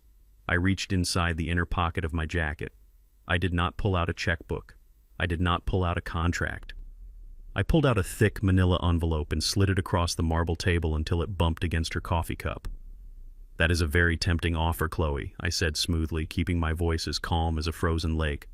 "But unfortunately, I have to decline. You see, I brought a counteroffer. Open it." Chloe frowned, her arrogant smirk faltering slightly. She picked up the envelope, tore open the top flap, and pulled out the stack of glossy 8x10 photographs hidden inside.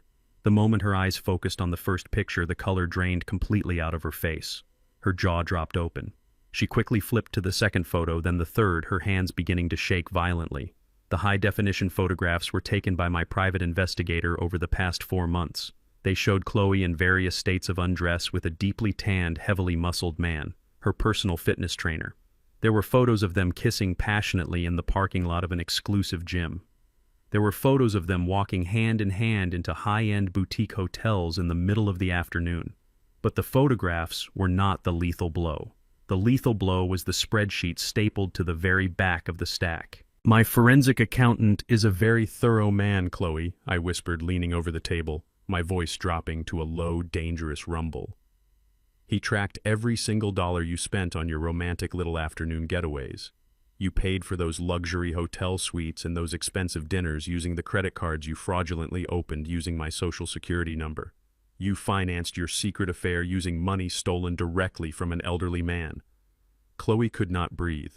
She was gasping for air, staring in absolute horror at the financial ledgers that perfectly matched the dates of her hotel rendezvous. You are not a star witness for the prosecution, Chloe. I continued, driving the final nail into her coffin. You are a criminal co-conspirator. You committed felony identity theft, wire fraud, and elder financial abuse. When I hand this envelope to the federal agents investigating your husband, they are going to arrest you right alongside him. You are going to share a cell block with the man you just tried to sell out, Chloe snapped. The wealthy, composed, high society mask completely shattered into a million jagged pieces. She slammed both her fists onto the marble table with terrifying force, knocking over her expensive latte. Hot coffee spilled everywhere, dripping off the edge of the table and onto her designer shoes, but she did not even notice. You arrogant, pathetic old fool, Chloe hissed, her face contorting into an ugly mask of pure, primal rage. Her voice was shaking with venom. You think a few pictures scare me? I am a mother. Do you hear me? I am a young, distressed mother, and family court judges always side with the mother. She stood up abruptly, grabbing her purse, her chest heaving with fury.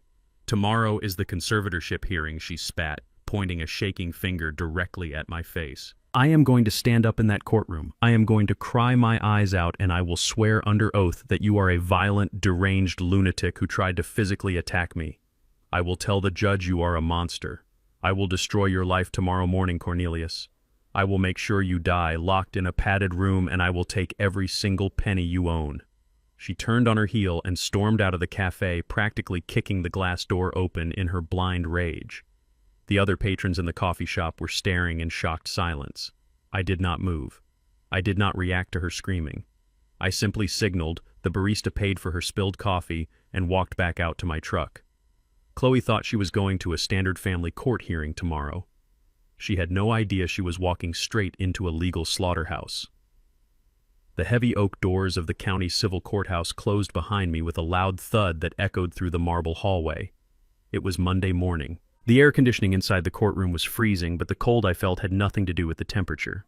It was the absolute freezing chill of watching your own flesh and blood walk into a room preparing to lie under oath to destroy your life. I walked down the center aisle and took my seat at the defense table. I wore a simple brown suit. It was clean and pressed, but deliberately modest.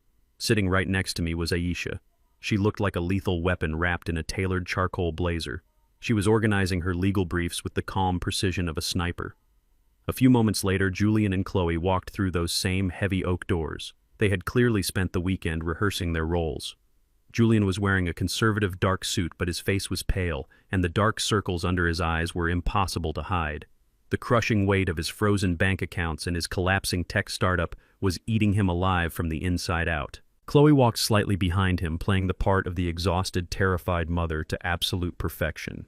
She wore a simple beige dress, holding a tissue tightly in her hands.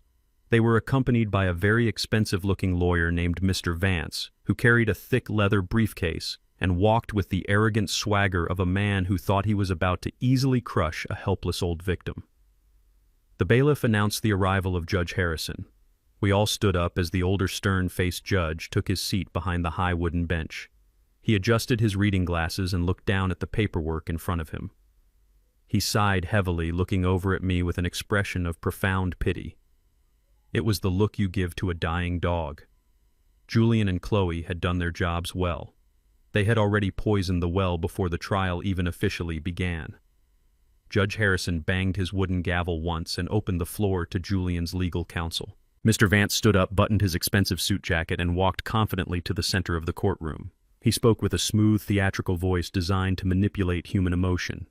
Your Honor. Mr. Vance began looking at the judge with a deeply tragic expression. We are here today because of a heartbreaking family crisis. My client Julian is a devoted son who is desperately trying to save his father from the ravages of a terrible mental decline. The man sitting at the defense table, Cornelius, is unfortunately no longer the man he used to be. He is suffering from severe advanced dementia. His mind is gone, and tragically it has been replaced by confusion, paranoia, and sudden, terrifying bursts of physical violence. Mr. Vance paced back and forth, letting his words sink into the quiet courtroom. He turned and pointed a perfectly manicured finger directly at me. He told the judge about the incident at the country club, but he did not tell the truth. He twisted reality so completely that it made my stomach churn. He claimed that I had crashed my grandson's private birthday party uninvited. He said I was raving and screaming nonsense at the wealthy guests. He told the judge that I aggressively lunged at little Leo, terrified the child, and forced Julian to step in to protect his own son. He completely fabricated a story where I threw the first punch, claiming Julian only raised his hand to block my aggressive attack. It was a masterful, sickening lie. I sat completely still at my table. I did not shake my head. I did not shout out in protest. Aisha had specifically instructed me to remain a perfect statue. She told me to let them build their beautiful house of cards as high as they possibly could. The taller the tower, the harder it shatters when the wind blows. Julian sat at his table, looking down at his hands, trying to look like a heartbroken son. But I could see the slight, subtle smirk pulling at the corner of his mouth. He thought he was winning. He thought his expensive lawyer was buying him the keys to my entire real estate empire. Then it was Chloe's turn to take the witness stand. She walked up to the wooden box with slow, hesitant steps. She swore on the Bible to tell the whole truth, knowing fully well she was about to unleash a flood of absolute perjury. The moment she sat down, she began to cry. It was not a fake, forced cry. She produced actual wet tears that rolled down her pale cheeks. She was an incredibly dangerous actress. Mr. Vance approached the stand and asked her to describe her recent interactions with me. Chloe choked back a sob and leaned into the microphone. Her voice trembled perfectly. She told the judge that she lived in constant, absolute terror. She described the incident at Leo's school just a few days ago. But just like her husband, she inverted the truth entirely. She claimed I had been stalking her family. She told the court that I ambushed her in the school parking lot, screaming crazy delusional threats about locking her in a basement and stealing her child. She said my eyes were wild and empty, and that I did not even recognize who she was. She looked up at Judge Harrison with wide, pleading eyes. "Your Honor," Chloe cried, gripping the edges of the witness stand, "I love my father-in-law. We all love him so much. But he is a danger to himself and to my little boy. He wanders the streets in old dirty clothes. He talks to people who are not there. We are begging you to grant Julian full conservatorship so we can place Cornelius in a secure, specialized medical facility where he can get the 24-hour psychiatric care he desperately needs. Please save him before he hurts someone." She buried her face in her hands, sobbing loudly. The entire courtroom was completely silent except for the sound of her fake weeping. It was a flawless performance. She had painted me as a violent, unpredictable lunatic and painted herself as a loving, desperate mother trying to do the right thing. Judge Harrison let out another heavy, sorrowful sigh. He looked at the forged medical evaluation provided by the corrupt Dr. Preston, which sat at the very top of his evidence pile.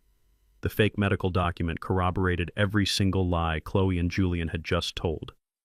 To a judge who did not know any better, the case looked completely open and shut. An elderly man had lost his mind, and his loving family was stepping up to take over his estate. The judge adjusted his glasses and looked down at me from his high bench. "Mr. Cornelius," the judge said, his voice soft but incredibly firm, "aging is a cruel process that strips us of our faculties. Based on the sworn medical testimony of a licensed psychiatric professional and the deeply disturbing accounts of your own family members, I find that you are no longer capable of managing your own physical well-being or your financial estate." Julian let out a massive breath of relief. I saw his shoulders instantly relax. Chloe wiped her crocodile tears away and cast a quick, triumphant, victorious glance in my direction. They had done it. They thought they had successfully buried me alive. Judge Harrison reached out and picked up his heavy wooden gavel. He prepared to strike the sounding block and legally declare me mentally incompetent. He was 1 second away from handing my entire life over to the monsters sitting across the room, but the gavel never hit the wood. Aisha stood up. She did not raise her hand. She did not ask for permission. She stood up with such aggressive, sudden authority that the wooden chair scraped loudly against the marble floor, echoing like a gunshot through the silent courtroom. "Your Honor," Aisha said, her voice cutting through the heavy air like a razor blade. Judge Harrison froze his gavel, hovering in midair. He frowned deeply, clearly annoyed by the interruption. "Excuse me, counselor," the judge warned. "I am in the middle of issuing my final ruling. You did not even mount a defense during the primary testimonies." Aisha walked calmly around the defense table and stepped directly into the center of the room. She did not look at Julian. She did not look at Chloe.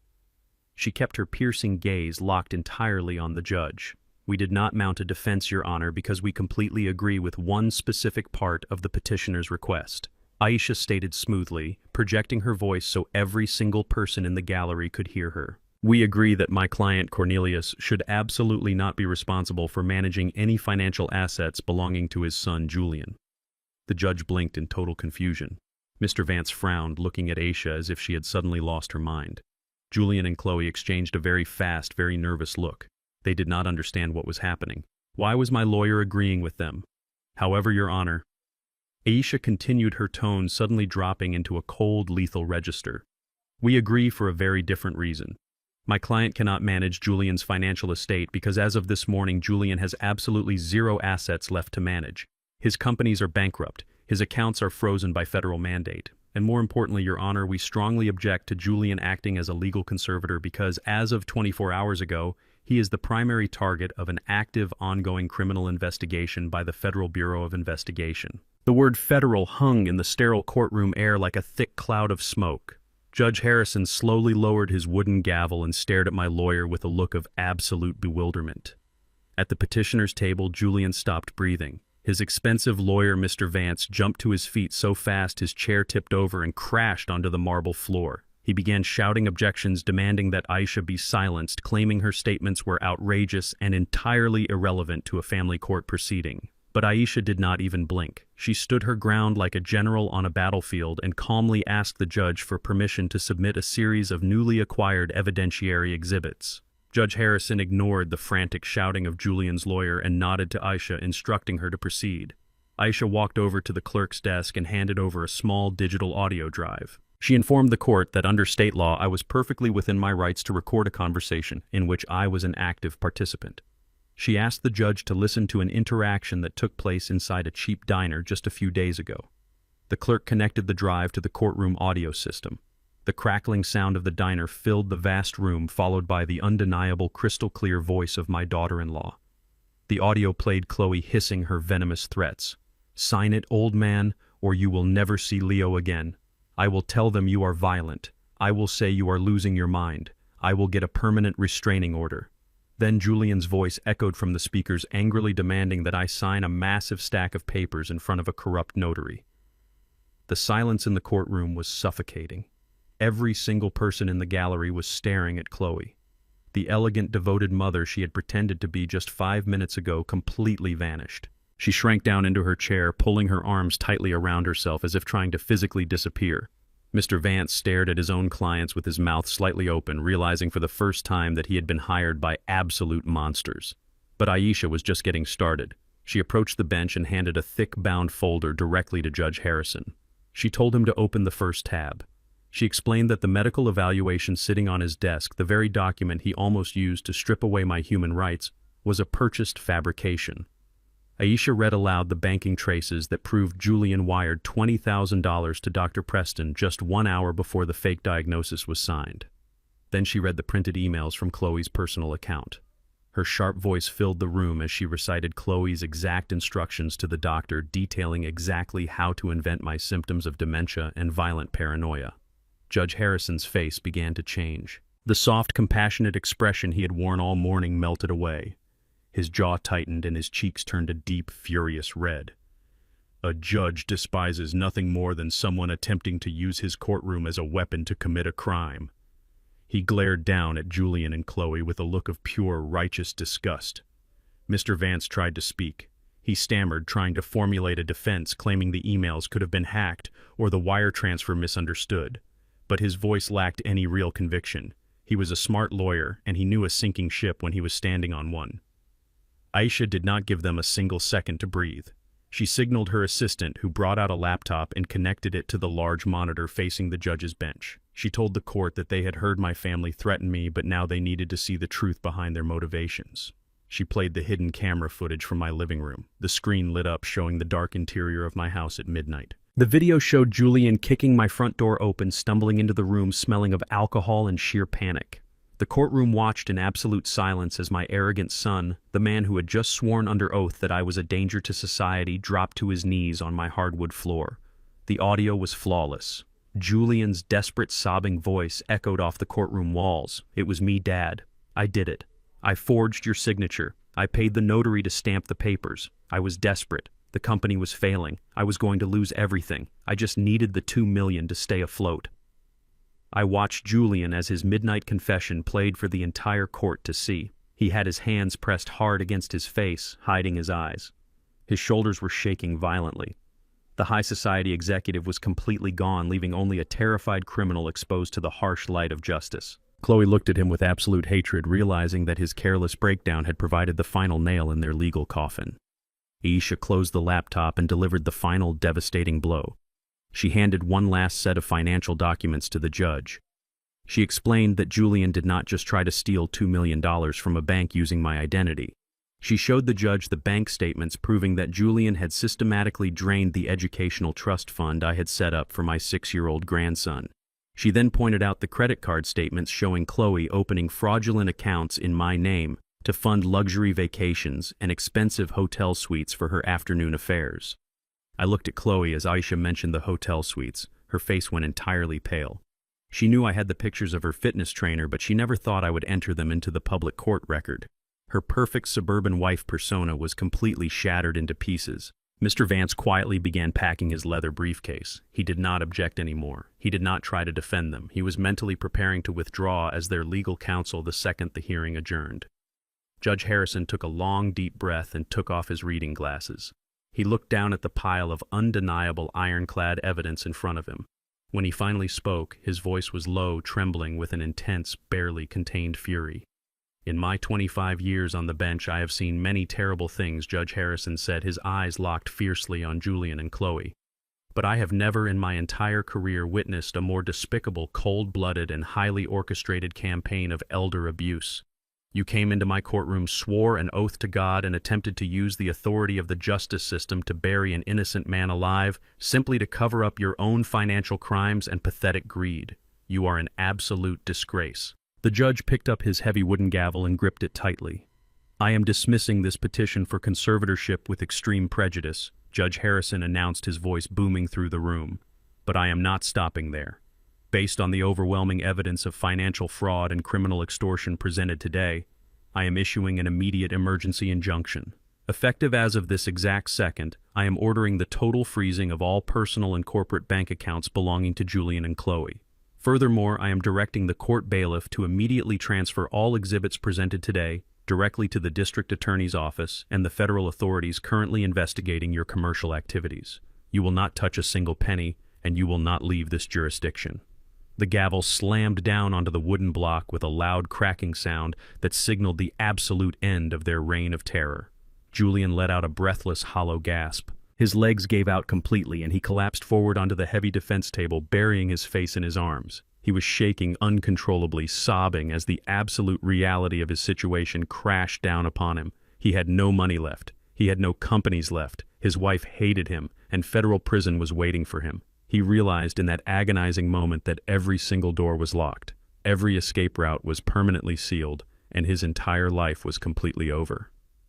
The gavel had barely echoed through the courtroom before Julian and Chloe scrambled for the exit. I watched them practically run down the marble aisle, pushing past the heavy oak doors like fleeing rats escaping a sinking ship. They knew their bank accounts were officially frozen. They knew the federal agents were circling. But greedy people always think they have one last trick up their sleeve. They thought they could rush back to their sprawling suburban mansion and stash all their expensive luxury items before the authorities came knocking. They wanted to fill their designer luggage with diamond watches, custom jewelry, and cash hidden in the walls. They thought they still had a house to go back to. They were dead wrong. I did not rush. I walked out of the courthouse with the slow, deliberate pace of a man who had already won the war. I climbed into my rusty Ford truck and took the scenic route out to the wealthy gated community where they lived. Or rather, where they used to live. Aisha and my forensic accountant, Victor, had filed the paperwork for this specific moment weeks ago, timing it perfectly with the conclusion of the conservatorship hearing. By the time I turned my truck onto their pristine manicured street, the final act of their humiliation was already well underway. I parked my old truck right across the street from the massive wrought iron gates of their driveway. The gates were locked open. A large, heavy-duty moving truck was backed all the way up to the grand front doors of the estate. 2 county sheriff cruisers were parked on the lawn, their lights flashing silently in the midday sun. A crew of professional movers in matching uniforms was marching in and out of the house, carrying heavy boxes and pieces of custom furniture out to the street. Julian and Chloe had arrived just 5 minutes before me. Their leased luxury sports car was parked haphazardly on the curb. I stepped out of my truck wearing my faded denim jeans, my scuffed work boots, and an old sweat-stained baseball cap. I looked exactly like the tired old laborer they despised so much. I walked slowly up the long driveway, my hands shoved deep into my pockets, watching the absolute chaos unfold. "What are you doing?" Julian was screaming at the top of his lungs, his face bright red with panic. He was aggressively pulling at the arm of a burly mover who was carrying a flat-screen television out the front door. "Put that down right now. This is my house. You are trespassing on private property. I am calling the police." "The police are already here, sir," a stern voice replied.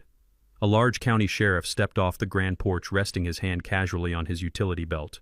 "Step back from the workers immediately, or I will put you in handcuffs for interfering with a court-ordered mandate." Chloe was running frantically around the lawn, clutching her designer purse to her chest, her high heels sinking into the soft green grass. "Officer, you do not understand," she cried hysterically. "We live here. This is a massive mistake. My husband is a wealthy tech executive. You cannot just break into our home and take our things." The sheriff pulled a thick clipboard from under his arm and looked at it with absolute boredom. "The property address is listed under the Clarice Holding Trust," he stated coldly. "The current occupants are formally listed as delinquent tenants. A lawful eviction notice was filed, processed, and approved by a judge. We gave you the standard 30-day warning, which was mailed directly to this address. The final order went into effect exactly 1 hour ago. You have no legal right to be on these premises." Julian froze. The color drained from his face for the second time that day. He turned his head slowly and saw me standing casually by the grand stone pillar of the entrance gate. I leaned my shoulder against the cold stone, crossed my arms over my chest, and looked at him from under the brim of my old baseball cap. "You," Julian whispered, his voice trembling with a mixture of disbelief and absolute terror. He stumbled toward me, ignoring the warning glare of the sheriff. "What did you do? What is the Clarice Holding Trust?" I looked at him with eyes as cold and deep as a winter ocean. "I named the trust after your mother, Julian," I told him quietly, so only he and his wife could hear. "When I bought this ridiculous, overpriced mansion for you 5 years ago, I never put your name on the deed. I put it in the holding trust. You were essentially renting this lifestyle from me, and according to Victor's financial audit, you have been so busy burning through stolen cash and taking out fraudulent loans that you stopped paying your phantom rent to the trust exactly 6 months ago." Chloe gasped, covering her mouth with her hands. "You evicted us," she stammered, stepping back as if I had just struck her. "You evicted your own son from his home. You evicted yourselves, Chloe," I replied smoothly. "I just filed the necessary paperwork to clean up your mess. Your bank accounts are frozen. Your credit cards are dead. You have absolutely zero equity in this property. Everything inside that house that was purchased with stolen money is being seized by the holding company to recuperate the massive financial damages you caused." Julian fell to his knees on the manicured grass. He looked at the movers who were now carrying out his expensive custom-tailored suits, shoving them carelessly into cheap brown cardboard boxes. All his expensive watches, his imported shoes, his modern art collection. It was all being confiscated to pay back the educational trust fund he stole from his own child. He had nothing left. He was a middle-aged man kneeling in the dirt with no money, no home, and a federal indictment waiting for him the second the sun went down. But the true destruction of his life did not come from me. It came from the woman standing next to him. Chloe stared at the cheap cardboard boxes piling up on the edge of the street. She looked at the sheriff. She looked at the locked front doors of the mansion, and finally she looked down at Julian. The mask of the devoted, supportive wife shattered permanently. She realized that Julian was no longer a ticket to a life of luxury. He was an anchor tied to her ankle, dragging her down into a bottomless ocean of poverty and federal prison time. A primal, vicious rage took over her entire body. She marched over to a pile of belongings sitting on the curb. She grabbed a heavy leather suitcase that belonged to Julian, raised it high above her head, and violently threw it right into the middle of the street. The suitcase burst open on the hard asphalt, spilling his expensive silk ties and dress shirts everywhere. "Chloe, what are you doing?" Julian cried out, scrambling to his feet, trying to reach out to her. "Do not touch me!" she screamed at the top of her lungs, her voice echoing wildly through the quiet, wealthy neighborhood. Her face was twisted with absolute hatred. She pointed a shaking finger right between his eyes. "You promised me an empire. You promised me millions. You told me you had everything under control.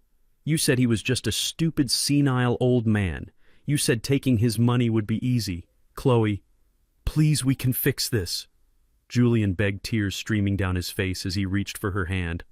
"There is no fixing this, you pathetic loser," she spat, pulling away from him as if he were covered in a deadly disease. "You have absolutely nothing. You are nothing. I am not going to federal prison because you are too stupid to outsmart a retired construction worker. We are done. Do you hear me? We are completely done." Without another word, she turned around and aggressively flagged down a passing city taxi that had just turned into the neighborhood. She did not grab any of her belongings. She did not look back at the mansion. She ripped open the taxi door, climbed inside, and slammed it shut with tremendous force. The taxi sped away down the street, disappearing around the corner. Julian stood alone on the edge of the road, surrounded by cheap cardboard boxes and scattered clothes. The sheriff locked the heavy iron gates of the mansion with a loud, final clank. Julian looked at the locked gates. He looked down the empty street where his wife had just abandoned him, and finally he looked at me. I stood perfectly still, leaning against my rusty truck, watching the arrogant king survey the absolute ashes of his ruined empire.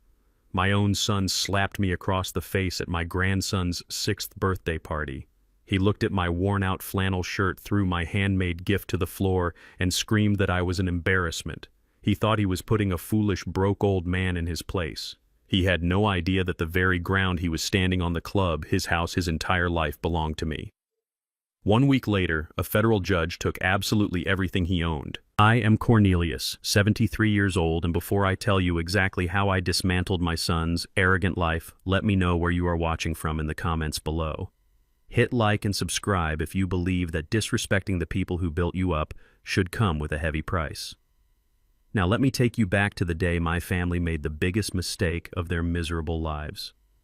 Julian was left with absolutely nothing but the clothes on his back and the keys in his pocket. The repo men had not yet hooked up his imported sports car. In his blind panic, Julian thought he could outrun a federal indictment. He thought he could just turn the key, press the gas pedal, and disappear across the state line into the dark. It is a pathetic thing to watch a man who used to think he was untouchable reduced to a fleeing coward. He waited until the sun dipped below the horizon, cloaking the upscale neighborhood in shadows. I knew exactly what he was going to do. Men like Julian do not stay and face the consequences of their actions. They run. They always run. My forensic accountant Victor had already flagged Julian's passport and shared his license plate with the federal authorities. The FBI was not just waiting for him to slip up. They were counting on it. Running from an active federal fraud investigation elevates the crime from a white-collar offense to an immediate flight risk. I sat in the cab of my rusty Ford truck parked on a darkened overpass overlooking the interstate highway leading out of Georgia. I knew his route. There was only one major highway heading north toward the border, the fastest way to disappear. I rolled the windows down, letting the cool night air fill the cab. I did not turn on the radio. I just waited in the absolute silence, watching the steady stream of headlights passing below me. Down on the highway, Julian was pushing his luxury sports car well past the speed limit. I could hear the roar of the engine echoing in the distance long before I saw the vehicle. He was driving recklessly, swerving between lanes, desperately trying to put as much distance between himself and his ruined life as possible.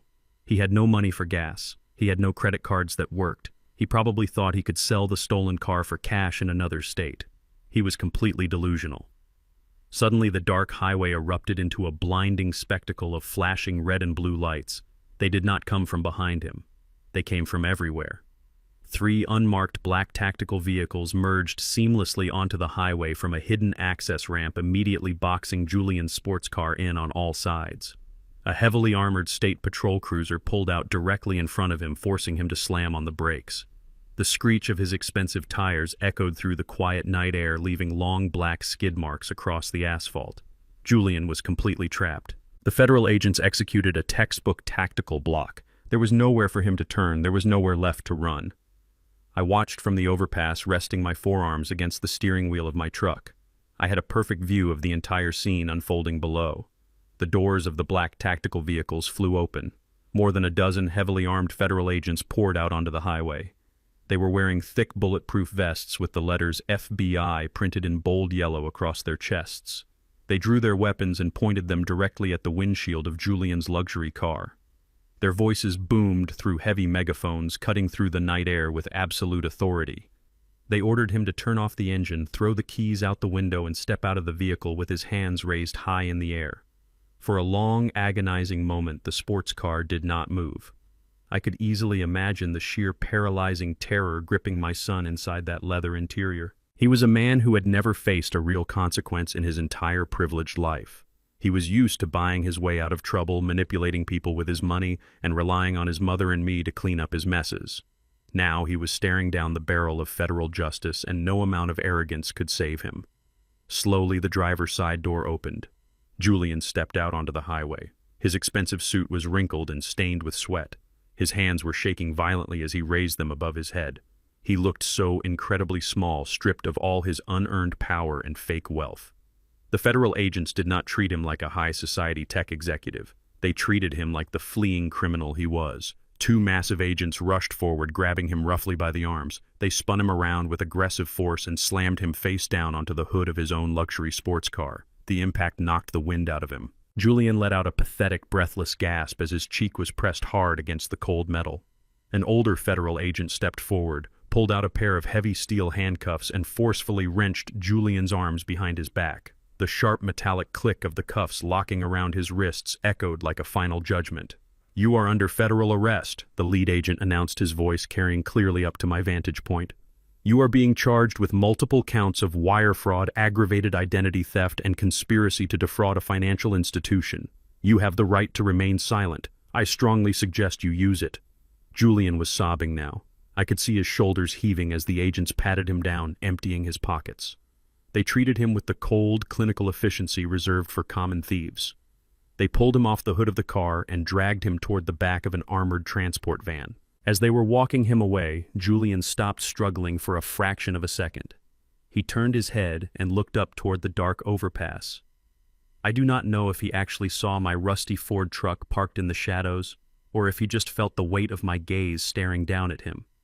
But for one brief, agonizing moment, our eyes met across the distance. He knew I was watching. He knew this entire federal operation was the direct result of his decision to slap me across the face at a child's birthday party. I did not smile. I did not feel any sense of joyous victory. I just felt a profound, heavy emptiness. I had done what I had to do to protect my estate, my grandson, and my dignity. I watched the agents shove him into the back of the transport van and slam the heavy metal doors shut. The flashing lights faded into the distance as the convoy drove away, leaving the highway quiet once again. I turned the key in the ignition of my old truck. The engine sputtered and roared to life. I drove back to my quiet, empty house. The war was officially over. Hours later, the grandfather clock in my hallway chimed midnight. I was sitting in my favorite armchair, staring out the window into the dark street. The silence of the house was absolute. Then the sharp, jarring ring of the telephone shattered the quiet. I looked at the caller identification screen on the table. It was an automated incoming call from the Fulton County Federal Holding Facility. I let it ring 3 times. On the 4th ring, I slowly picked up the receiver and brought it to my ear. I did not say a word. An automated voice prompted me to accept a collect call from an inmate. I pressed the button to accept. Dad Julian's voice crackled through the phone line. He was weeping hysterically, his voice completely broken, stripped of all his pride and arrogance. "Dad, please. You have to help me. I am in a federal holding cell. It is cold.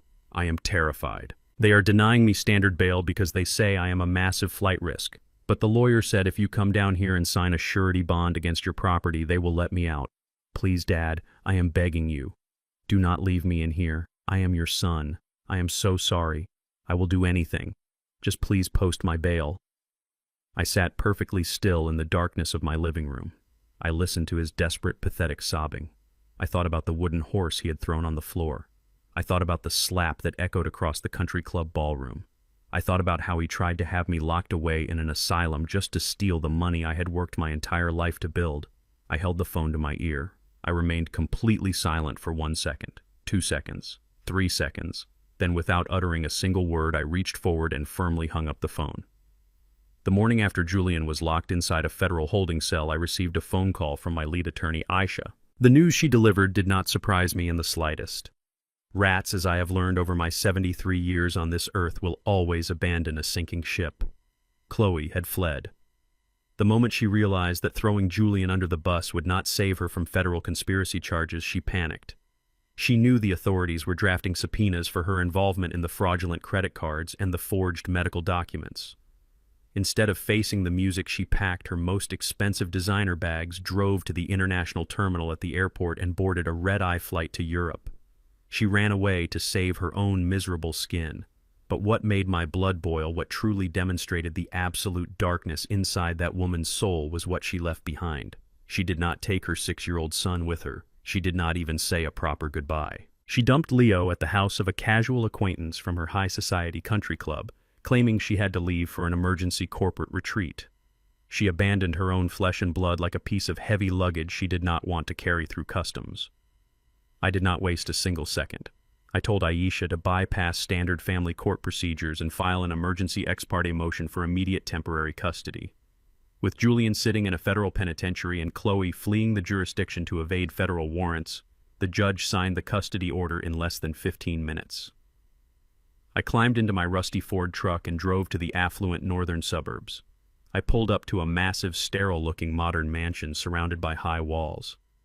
I walked up to the front door holding the court order in my hand.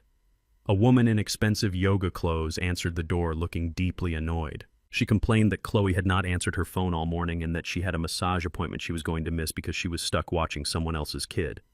I did not even introduce myself. I just held up the legal document signed by a superior court judge, pushed past her into the grand foyer, and demanded to know where my grandson was. She pointed to the back living room. I walked through the vast, cold house. The floors were made of polished white marble and the furniture was sharp and uncomfortable. And there, sitting entirely alone on a massive gray rug in the center of the room, was little Leo. He was clutching his small backpack to his chest, looking small, confused, and absolutely terrified. When he looked up and saw me standing in the doorway, his lower lip began to tremble. He dropped his backpack and scrambled to his feet. He did not run to me right away. The trauma of the last few days, his mother screaming at the school, the bodyguards, the sudden abandonment, it had all taken a heavy toll on his little heart. He looked at me with wide, hesitant eyes, as if he was afraid I was just another ghost ready to disappear. I sank down onto my knees right there on the cold marble floor. I took off my old baseball cap and held my arms open wide. "It is over, little man," I whispered, my voice thick with emotion. "Grandpa is here. Nobody is ever going to scare you again. Let us go home." Leo let out a loud, heartbreaking sob and ran across the room. He crashed into my chest, wrapping his small arms around my neck, burying his wet face into the collar of my flannel shirt. I held him tighter than I had ever held anything in my entire life. I closed my eyes and silently promised my late wife Clarice that I would spend every remaining breath in my lungs protecting this innocent boy from the toxic wreckage his parents had left behind. I carried him out of that cold, soulless mansion. I strapped him safely into the passenger seat of my rusty Ford truck. As I started the engine, I noticed how exhausted he looked. The dark circles under his small eyes mirrored the pain he had endured. But as the truck rumbled down the highway, the steady, familiar vibration of the old engine seemed to soothe him. By the time we crossed into my quiet neighborhood, he had fallen fast asleep, his head resting gently against the window. I carried him inside my house. It was not a multi-million-dollar estate. It did not have gates or private security, but it had something Julian and Chloe's house never had. It had a soul.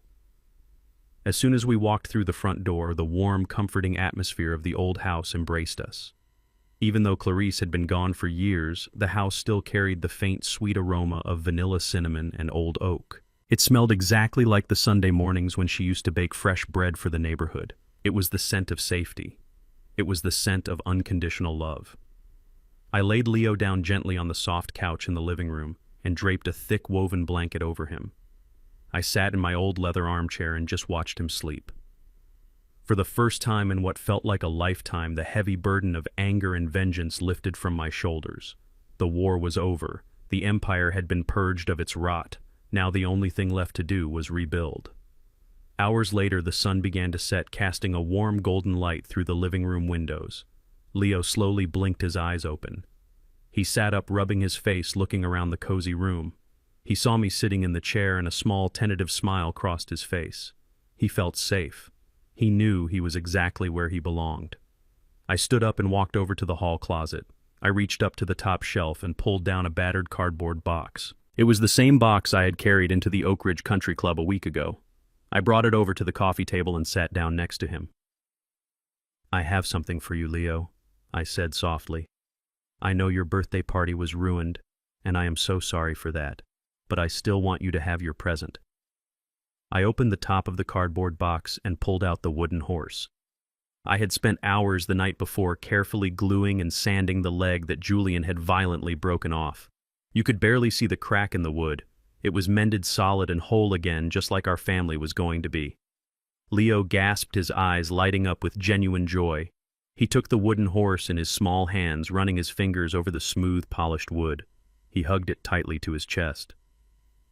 "Thank you, Grandpa," he whispered. "It is the best present ever." I smiled, reaching out to gently ruffle his hair. "I am glad you like it, little man. But that is only the first part of your gift. Look inside the box. There is something else in there." Leo set the wooden horse down on the table and leaned over the cardboard box. He reached his small hand inside and pulled out a thick, heavy stack of legal documents bound in a dark blue leather cover. He looked at the papers confused, not understanding the dense legal jargon printed on the thick parchment. He looked up at me, tilting his head. "What is this, Grandpa?" he asked innocently. I looked at that stack of papers. Those papers were the reason Julian had slapped me. They were the reason Julian thought I was a broke, pathetic old fool who brought trash to a high society party. He had been so blinded by his own arrogance and greed that he never bothered to look beneath the wooden toy. "That my boy is your future," I told him, my voice steady and absolute. It was a fully executed, irrevocable trust fund contract. It was seeded with exactly $5 million in diversified commercial real estate assets. The contract was legally bound, completely untouchable, and entirely insulated from the outside world. It was designed to pay for his education, his first home, and whatever dreams he wanted to pursue when he grew up.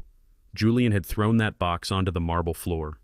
He had literally thrown away his own son's guaranteed multi-million-dollar empire because he was too busy trying to impress people who did not care about him. "You do not have to worry about what it says right now," I told Leo gently, taking the heavy documents and placing them back into the box. "All you need to know is that as long as I am breathing, and long after I am gone, you will always be taken care of. Nobody will ever take anything away from you again." Leo did not care about the papers. He did not know what $5 million meant. He just picked up his wooden horse, climbed onto my lap, and rested his head against my chest. And in that quiet, peaceful moment, surrounded by the warmth of my home, I knew that every single ruthless decision I had made over the last 7 days was absolutely worth it. 2 weeks had passed since the federal agents pulled Julian from his luxury sports car in the middle of the highway. I drove my rusty Ford truck up to the towering gates of the Federal Correctional Institution. The building was a massive fortress of gray concrete and coiled razor wire. It was a cold, brutal place designed to break arrogant men down to their absolute core. I parked my truck and walked through the security checkpoints. I surrendered my belongings to the guards. I was still wearing my faded denim jeans and my old red flannel shirt. I sat down in the sterile visitor room. A thick panel of bulletproof glass separated me from the empty metal chair on the other side. I did not have to wait very long. A heavy steel door buzzed loudly and slid open. 2 armed guards escorted a prisoner into the room. It took me a full second to recognize my own son. The physical transformation was absolute and devastating. The 38-year-old tech executive who used to spend hours polishing his image was completely gone. Julian looked like a hollow, empty shell of a human being. He had lost at least 15 pounds in just 14 days. His skin was pale and sickly. The expensive spray tans and spa treatments had washed away completely. His hair, once perfectly styled with imported products, was flat and greasy. He was wearing a baggy, bright orange canvas jumpsuit that swallowed his shrinking frame. He shuffled toward the chair. His shoulders were slumped. His eyes darted around the room with the nervous, frantic energy of a hunted animal. He sat down heavily and picked up the black plastic telephone receiver. His hands were shaking so violently he could barely hold the plastic to his ear. I picked up my receiver and waited for him to speak. I expected him to apologize. I expected him to beg for forgiveness, just like he did when he crawled on my living room floor. But the human ego is a stubborn, toxic disease. Julian looked at me through the thick glass, and his bloodshot eyes filled with a desperate, venomous anger. He gritted his teeth and his jaw trembled. "You are a monster," he hissed through the phone line. His voice was raspy and broken.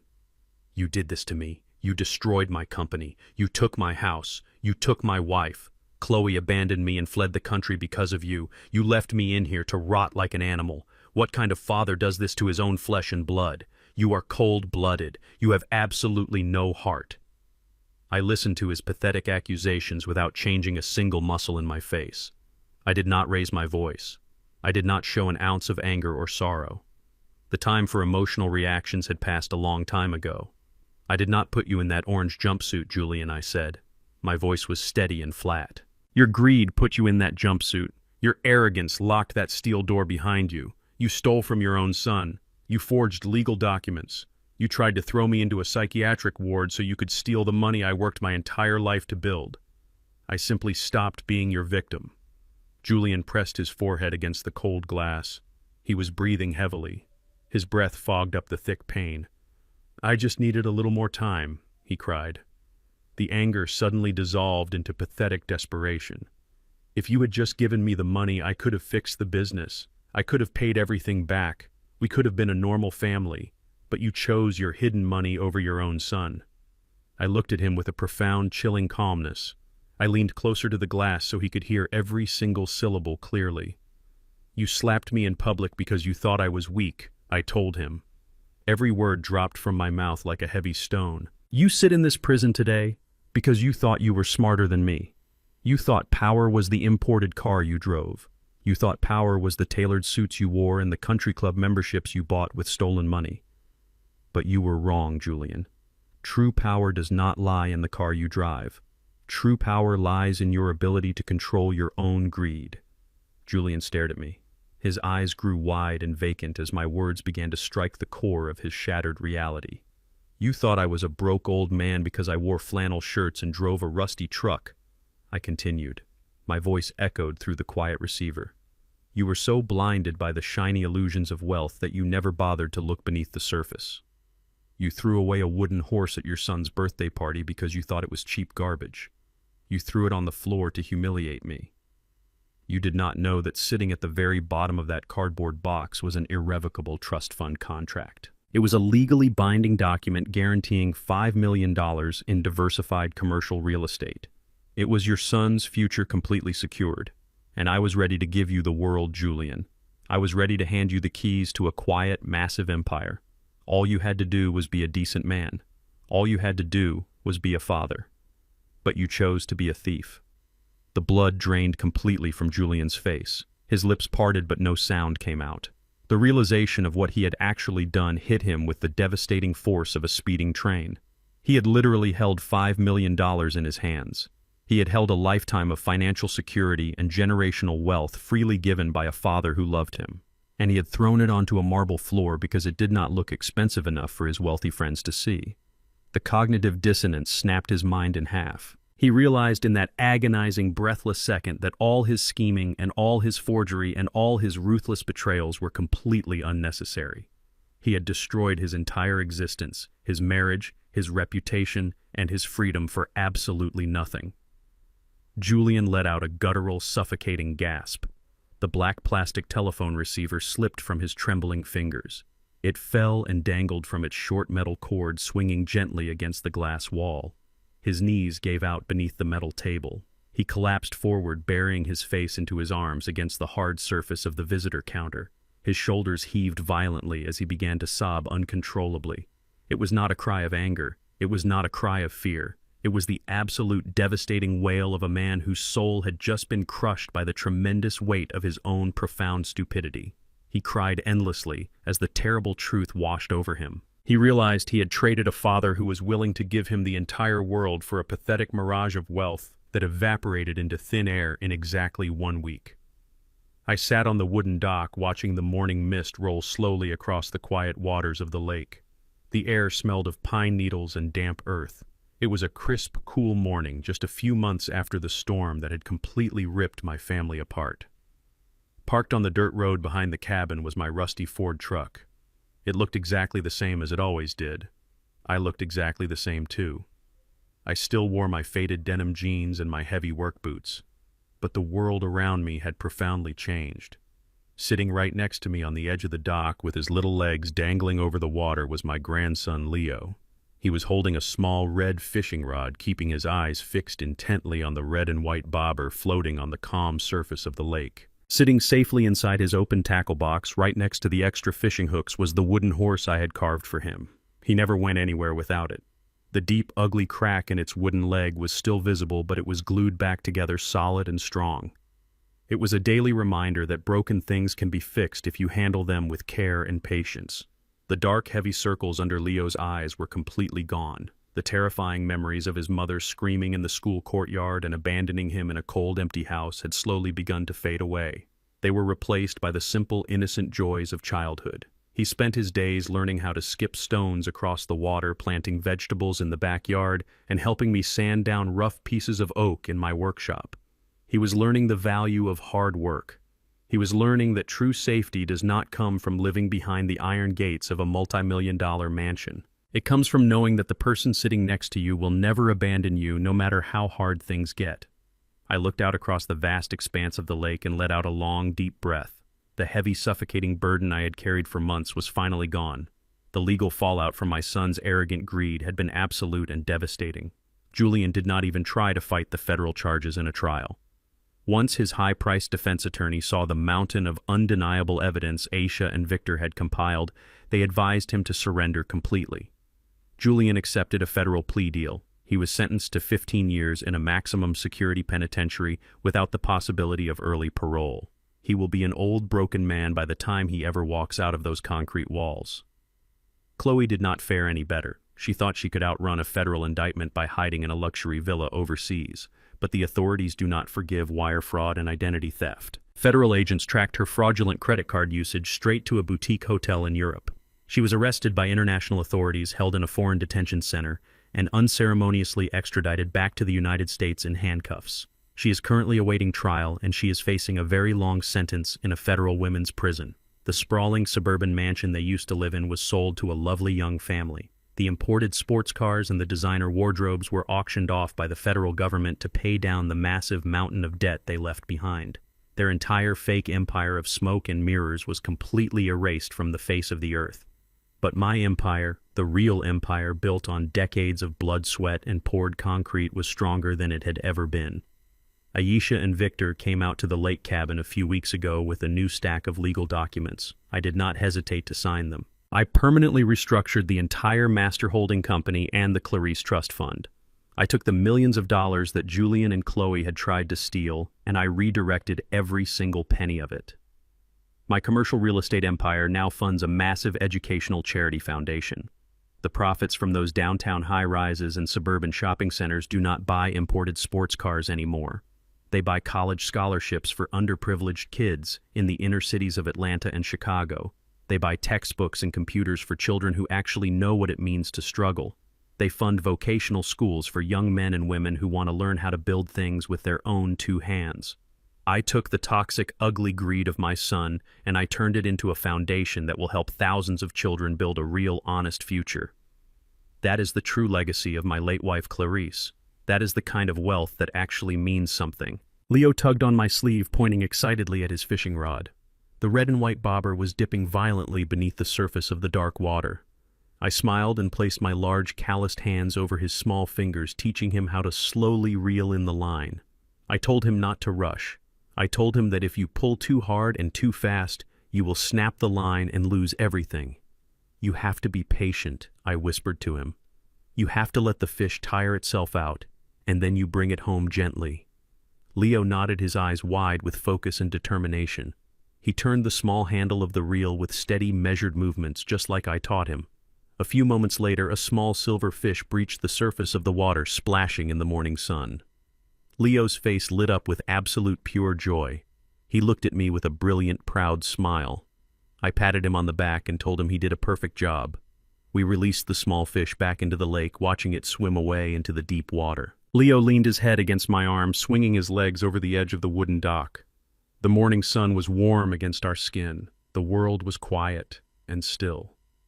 I realized in that beautiful, peaceful moment that I had finally won. I had successfully protected the only two things in this world that truly mattered to me.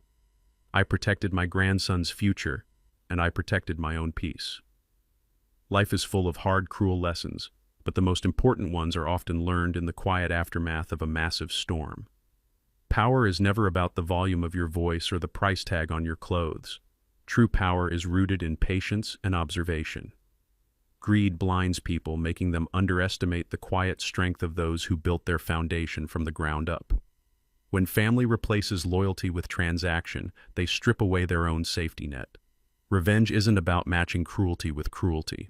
It is about stepping back and allowing the arrogant to be crushed by the weight of their own consequences. Protect your peace, secure your boundaries, and never apologize for outsmarting those who plotted your downfall. Did you like my story? Let me know which city you are listening from in the comments below. If you found value in this story, please support me by leaving a like and subscribing to the channel so I can keep bringing you more stories just like this one. Thank you so much for your sweet support, and I am looking forward to reading your comments. See you in the next life story with love and respect.